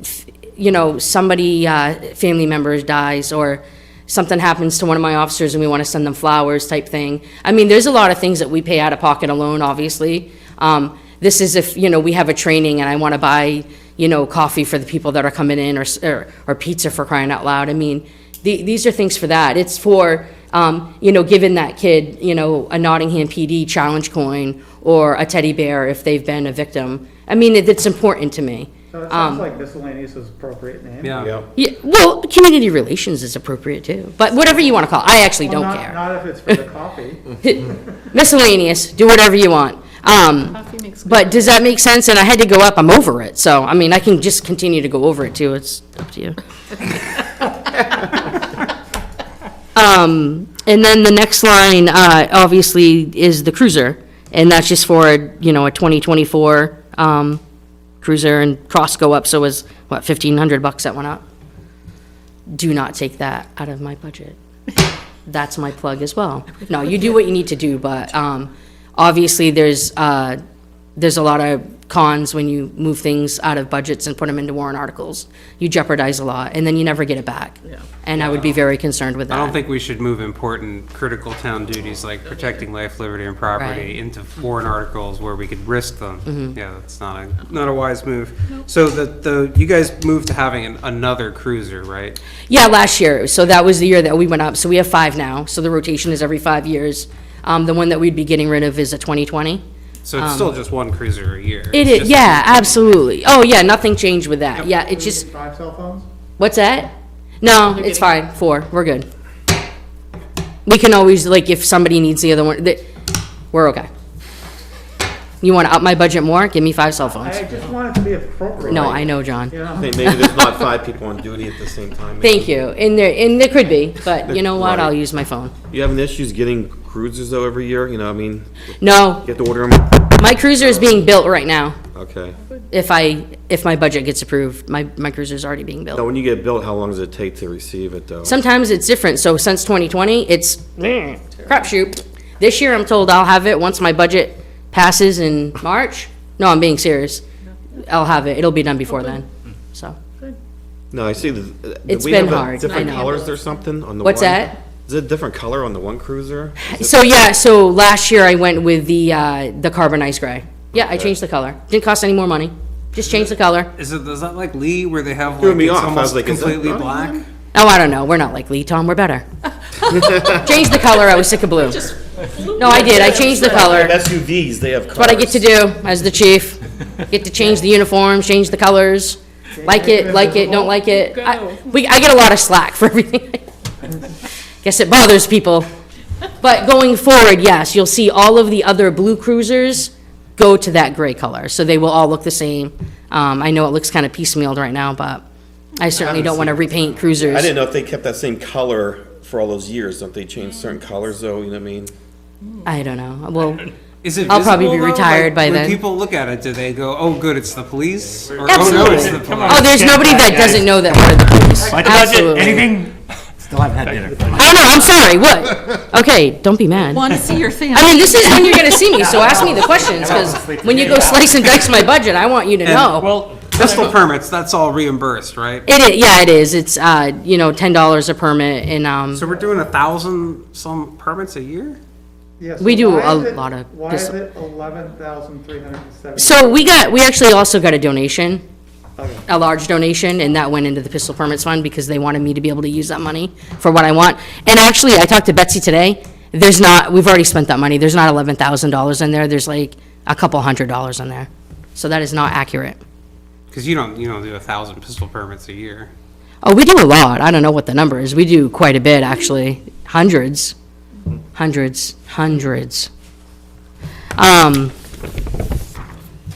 Does anybody have any questions on that police So, budget? Here we go. Requesting the big salary increase, because we know that like the library wanted, that, and the election workers wanted fair Mm-hmm. pay and everything, and, I asked about the library and, compared to working at fast food and stuff like that. Your job is very stressful, right? Yeah, And you're customer facing. absolutely. Sometimes those customers might shoot at you and you have to wear a bulletproof vest. That's absolutely So there 100% is kind correct. of a reason that you might get paid a little bit more, right? Well, yeah, I mean, absolutely. But Tom, that doesn't devalue what they do, though. No, I'm not saying. You know what I mean? I'm just saying. Okay. If we had to look I- at people that are deserving of raises. No, but I don't want to ever think that I'm do- taking away from somebody, because, And the amount of stress Yeah. that people are under. Right. You guys have a lot of stress in your job. Well, they deserve And- hundreds of thousands Thank more. you. Thank you, Tom, I appreciate it. If I it do, was less stressful, you could donate some of your salary to them. Yeah, there you go. That would be helpful. Or GoFundMe. I do it. Taxes every year. Zane, you can add it a little more. actually, yes, Tom, if you want to give me. I'll tell you what, I'll donate some ammunition. Do you have Okay, anything let's that's get not back 40 to the cal? budget. 'Cause I don't have any Go 40 home. cal. Still got some budget. Okay, I have the EMD budget. I was appointed the emergency management director. Hold on, we gotta find stuff. We'll get you. So it's, I don't know what page, it's line 245. Oh, good. Yeah, 259. you were voluntold to be the, I was, no, I mean, I'll do anything to help the town. I know that sounds corny, but it's important. We needed somebody in the spot. Makes sense, right? the previous fire chief was doing this. He was, yes. Yep, correct. I didn't change anything on it, but I will spend it. So I know we have to keep the emergency management section in the budget. Do we have to have all of these lines? Okay. It's at the discretion of the director. I Oh, want those lines. What if I use them? Tom, you're a line man. well, do you want to put some numbers in them instead of a dollar? They're $1. I don't know what we need. I mean, I might have to go to a conference or. Increase the budget? Well, you could I think combine we some of should, these and note have this $3. moment in history. No. I'm just gonna leave it the way it is. You met your water. Well, after a year of If you doing change it, you change it. After a year of doing it, you can come I back. can, and yeah, you maybe I can come up with some innovate, again, I did tell Alan, like, okay, great, we'll leave it at the way it is. I will spend that money, we'll figure it out. We do need some of that. We could buy some barricades. There's some money left over that I'm gonna use. We probably have to update the emergency operations plan. Yes. How much does Nixle really cost us? Actually, it's probably more than, the $700. Okay, because it only is 562 spent. Right. I mean, I don't know if that's accurate. It might be. I'd have to ask Betsy. It's supposed to be as of today, yesterday. Right. I know, but I wonder, is that a monthly, or is that it? Monthly. Yeah, exactly, so, Include November right, and December. we'll be at 700 soon. Okay.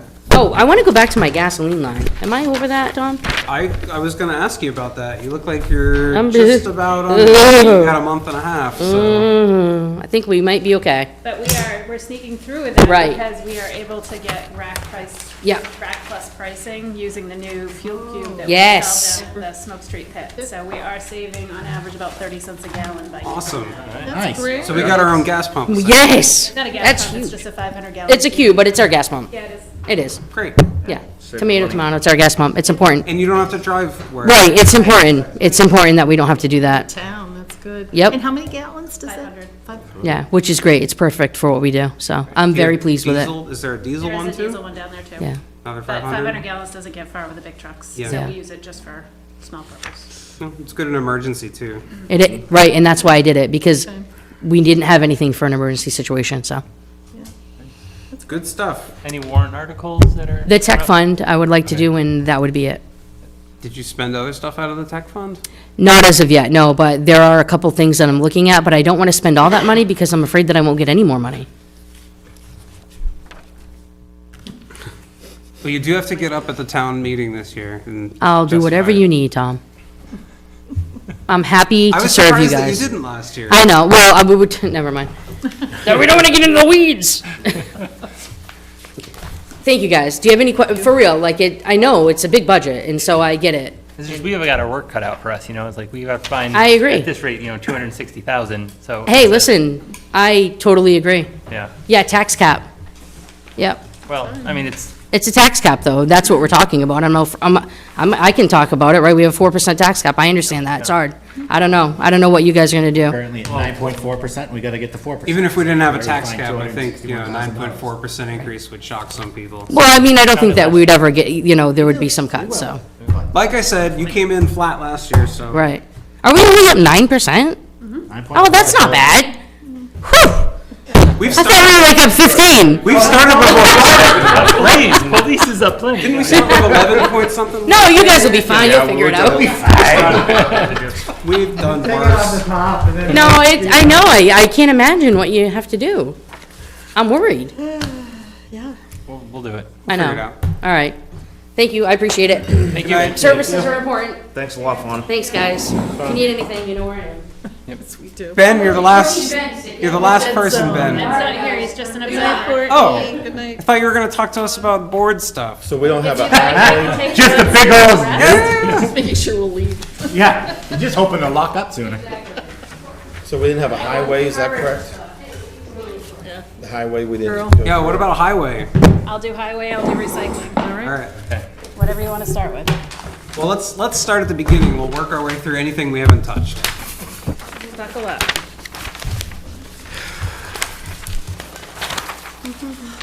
Page one, town office, or whatever it's called. 0.5% Does anyone want to take a quick Next. bathroom break? All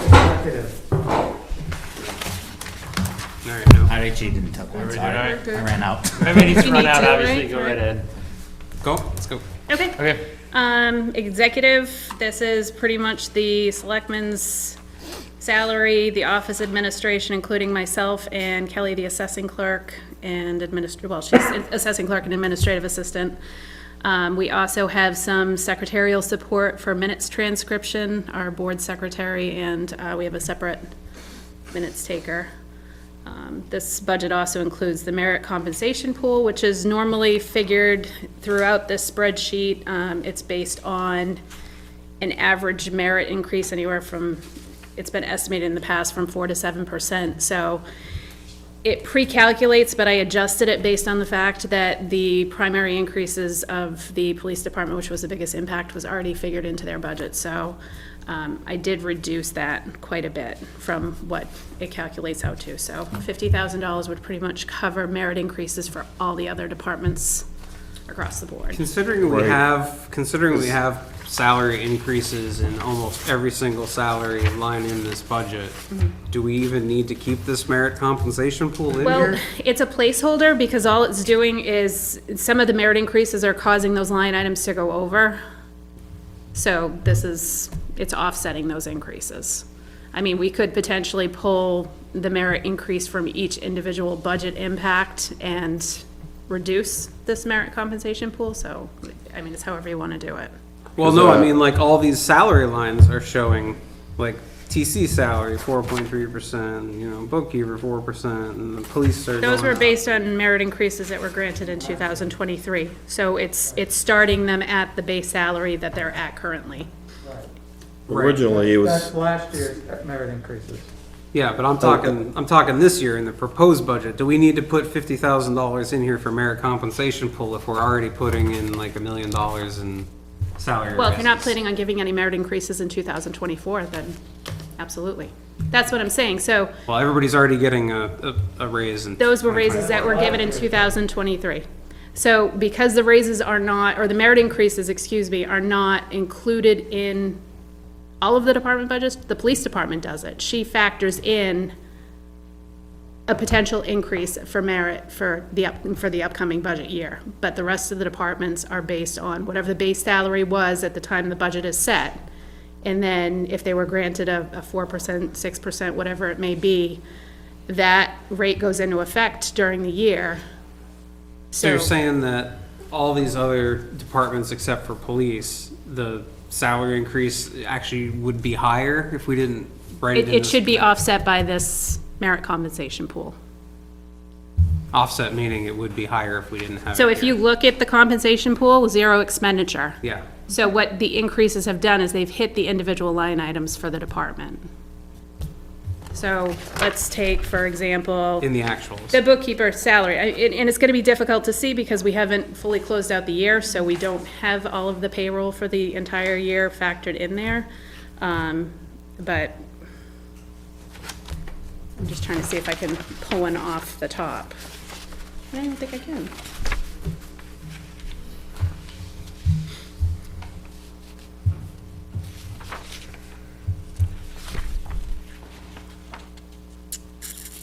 What I'm getting at is that if we were to take out this $50,000 proposed budget 2024 for merit compensation pool, it would sound like we're saying nobody's getting raises next year. Correct. That's what it would sound like, but But that's not throughout this true. budget, the salary lines are all going up a bunch. No, because they got those raises, right, those numbers went up because the raises were factored into last year. But then why are the justifications for these that we're raising the money for the librarians, and we're raising the money for the election workers, and we're raising the money for The the library police? budget is completely separate. Their increases are mandated by their board of trustees. They're not under the selectmen's purview, so how they do it is completely separate. All right, I'm just saying that it looks like we have essentially got raises in multiple places, and it's confusing. Like, I like the way the chief does it, because I agree. Right. puts the number right in front of you, and you know I this is this wholeheartedly agree. department. I think it's a versus more with this, transparent It's like way a of- $50,000 number that we don't it shows exactly know where zero. it's going, and it sounds like if we cut that to zero, that nobody's getting raises, when that's clearly not the case. So I mean, if that's the way that you would like to see it, if you would rather see Whatever. the increases Well, built it- into each department, then we can do Did that. the temporary town administrator do this? Because this wasn't No, here this years was ago. this way. It's It's been been like like that. Was this it for this a way little for while. years? Yeah. Ever since the merit-based program was put in place. Yeah, which was Yes. like at least 10 years ago. I was gonna say, I think it was 2014 when it was implemented. All right. 'Cause it jumped up from 2021 from 40,000 to 75, that was 86% increase. 2022 went down to around 75,000, 2023 you can see 56, and then we're trying to reduce it back down to 50. And the reason why, again, the reduction is based on the fact that part of the police increases are built into her budget. Built into it.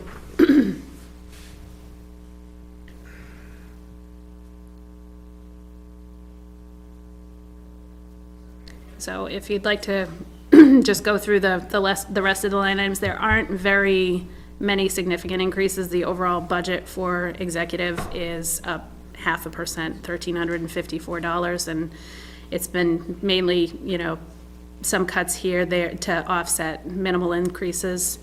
The biggest thing is $5,100 in the service contracts and equipment maintenance, and that is because we have a new copier lease agreement with Seacoast Business Systems, and that was something that we just put in towards the beginning of the year, so we are working through the details of that, and we've recycled a photocopier over to the police station, so there's still a maintenance agreement. Ellen, sorry, I'm just gonna jump in with a question. Sure. So, I was looking at our calendar. November 30th would be our next meeting. We have listed to go through the town budget draft.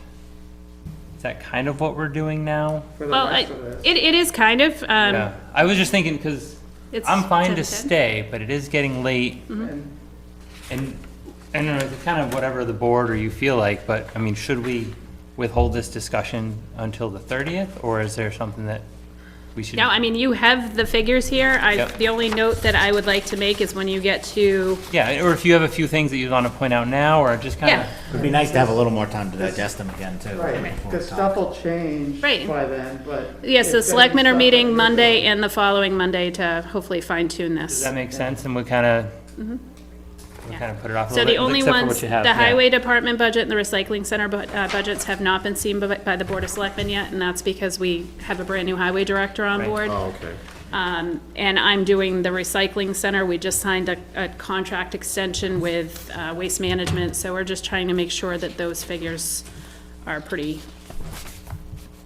set in stone, I guess. Yep. And then social services, I was waiting on a couple, but I finally have all those in. So the ones that you'll see that are kind of like in a peach color, those are the ones that haven't been seen by the board yet, and they'll go before them on Monday. I'm sorry, I did have one quick question. Do we know what the balance is in the unassigned fund balance? Because back in the day, it was supposed to be 8 to 70%, and we went by 12%. There was 2.3 million in there last year, and then we used 100,000 out of that for the warrant articles to offset them. I don't have the figure with me. I don't know if I can log in. Let me just see if I can, because we just filed our MS 535. And I was wondering, we were talking last time, I think, a couple meetings ago, that they're supposed to be making maybe 5%, or I was just curious what was invested in. Because that's what they did last year. They took 100,000 out of road mains through in a warrant article, but it looks like they used 100,000 out of this 2.3 million to offset the warrant articles. See what I'm saying? So everyone's like the budget, but they're pulling big chunks out of the budget, throw it on here, then they're using this unassigned fund balance, basically. So I'm just wondering, what is the balance of it? I can get you the figure. I Yeah, can maybe email we it could to look you. at that on the Be 30th. good to have for the next one, too. Actually, maybe can we ask the trustees of the trust funds to just give us a whole list of all of our funds and? Yeah, we asked the school last, That'd be nice. Because we usually only see that when we get Know the it town all. report, but by that point, all our business is Right, finished. it's all done, Right. yeah. so I'm just saying, you know how you got hit, that's what they did last year, and, Yeah. you know what I mean? Yeah. You know, All right, so trust fund balances and the unassigned fund balance. Also, some of these trust funds, like, you can only spend them on certain things. true. Who knows what we have in here that like, oh, hey, that's the one that we can use that trust You know what I fund. mean? It was, you know, something you have to have, the voters have, you know, I mean, you have to approve it, you know, Yep. you have no road maintenance. And mentioning town report, how are we doing on town reports? Are there still boxes of them laying around the building? or- No, there's So we actually- printed the correct report, number of them then? I think we may have a handful of them that, I mean, we have to keep so many in the archive. Yep. I got mine Archive. But every people year. come in after town meeting and Yes. get them, Yeah. right. Have people complained that there's none left? No, Great. not that I've So heard. The reduction. I mean, was for the okay most then. part, it's available online Yeah. as a PDF, so. Well, in years past, there was just boxes laying around town hall with like 100 copies in them, so that was kind of wasteful. I usually get mine at the recycling center. Just pull it out of the paper waste. No, it was in the box. Would there be Don't any mind reason, it, Tom tried, you got I in trouble. know, I know. We got that fixed. Yep. Pick would all there you be any want. reason to have the highway department head come, or the recycling center? The highway director? Yeah, the highway director. I have him taking a look at it. We talked about it today, and, I mean, Kinda we're. new though, right? We're, Yeah, yeah, we're new. so That's- where he's new, I mean, we've been looking at everything, where we're at on the year-to-date expenditures, where we're at on maintenance and everything. The only adjustments that I really proposed is just to have the salaries based on, we do have full staff. We are 4 full-timers and a full-time highway director. So we haven't been there for a long time. So I just wanted to make sure that the wages are sufficient, so I did it based on the current pay rates. So I have that proposal in there, and then, of course, you know, it's gonna depend on what kind of winter weather we're looking at in terms of overtime and subcontractor help, but hopefully that will reduce now that we're back to full-time, full status. That's great. Finally. All right, so yeah, and then if it's okay, we'll push this off to the 30th, and we'll catch up then. Fair enough. Motion to adjourn? Yeah. All right, well, before we adjourn, I have a question on the thing that we looked at last week, but you weren't around, so we weren't able to ask you. This note about The default budget? Yeah, the default budget and warrant Article 18 and Sanbornizing. It was our understanding that it probably shouldn't go into the default budget because we haven't actually contracted it or spent the money. We are in the process of contracting. Technically, we do have a contracted company that could fit the needs of doing some of the work that needs to be done. So we've contracted with this company called Citywide, and they're offering us now our cleaning service. But they were also able to put together a quote. We had this building pressure washed. It had been, I don't know when the last time it was ever done, but Fawnside was growing some pretty creative slants on the side of it, so. Yeah, that doesn't get any sun over there. Yeah. That's gonna be. a So, lot. I mean, little things like that, I've had them come in and just give a quote for, you know, painting some, the hallway, just updating a little bit. They do have the ability to have a contractor take a look at out back, somebody that would be lead and asbestos certified, to start doing some demolition out there. So we could potentially go that route, but we also have a facilities manager advertisement out there to close on the 27th, and that's looking for a qualified individual or company that can help with some of these property maintenance needs. So by the end of the year, we will have somebody contracted. But if you don't, we have to take it out of the default budget. But if we don't, no. When do we, because- when do we no, set, because- when do we submit the So- default budget? It's, you have to post it with the warrant, so it's usually, I think the default budget is done around December. Yeah. When we do that MSDTB form. My portal just opened up for the 2024 documents because we're close to getting ready to set our tax rate. We're still behind. We were waiting on the school district forms to be finalized, which were done last night, so. I'm optimistically hopeful we'll have a tax rate within the next week and a half. And then we can get the bills out, and then we can start working on the 2024 financials, including that default budget. But my assumption is we raised the $40,000 to contract. I don't look at that as a one-time thing. I think that is going to be a recurring thing. I mean, obviously, we're not gonna be able to take that $40,000 and get all of the things that have been pinpointed by the Facilities Assessment Committee done on $40,000. I think it's going to be an ongoing project. So I look at that as almost being like a creation of a position or line item in the operating budget moving forward. Which is why it's added into that bottom line. Right, but it doesn't belong in the default budget if it's not contracted or spent by the time we make the default budget. Correct. Yes. Probably put it in the But the warrant hope article. is that it will be. It looks And if we're contracted, we could technically encumber those funds because the way the warrant article was rewritten, it doesn't say that it has to be spent in the calendar year. So if we have a contract, then it would be maybe less potentially that we would have to raise the next year to keep the position going. I don't know. We'll see how it shakes out. I had one more question I wrote down from last week. Heard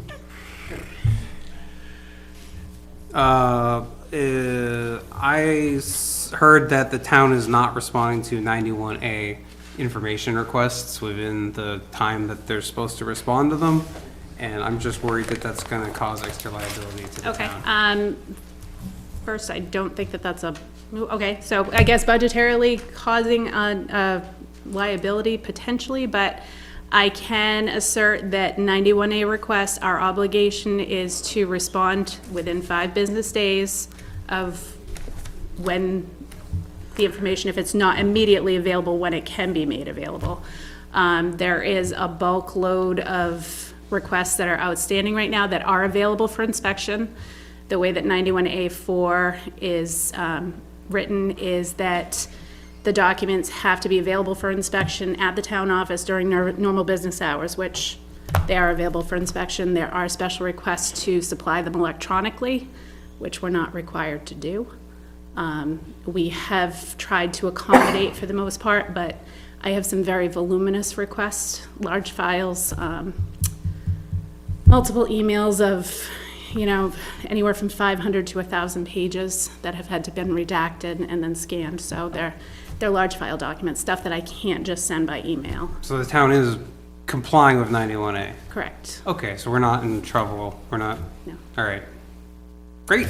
We're working on it actively, but there have been It's a quite a lot. few. There are a lot. It's been a lot of staff time spent on that and taken away from other focal areas.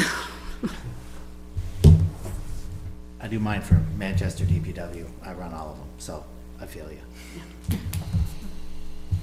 And because of the nature of a lot of it, I've had to do a bulk portion of it myself.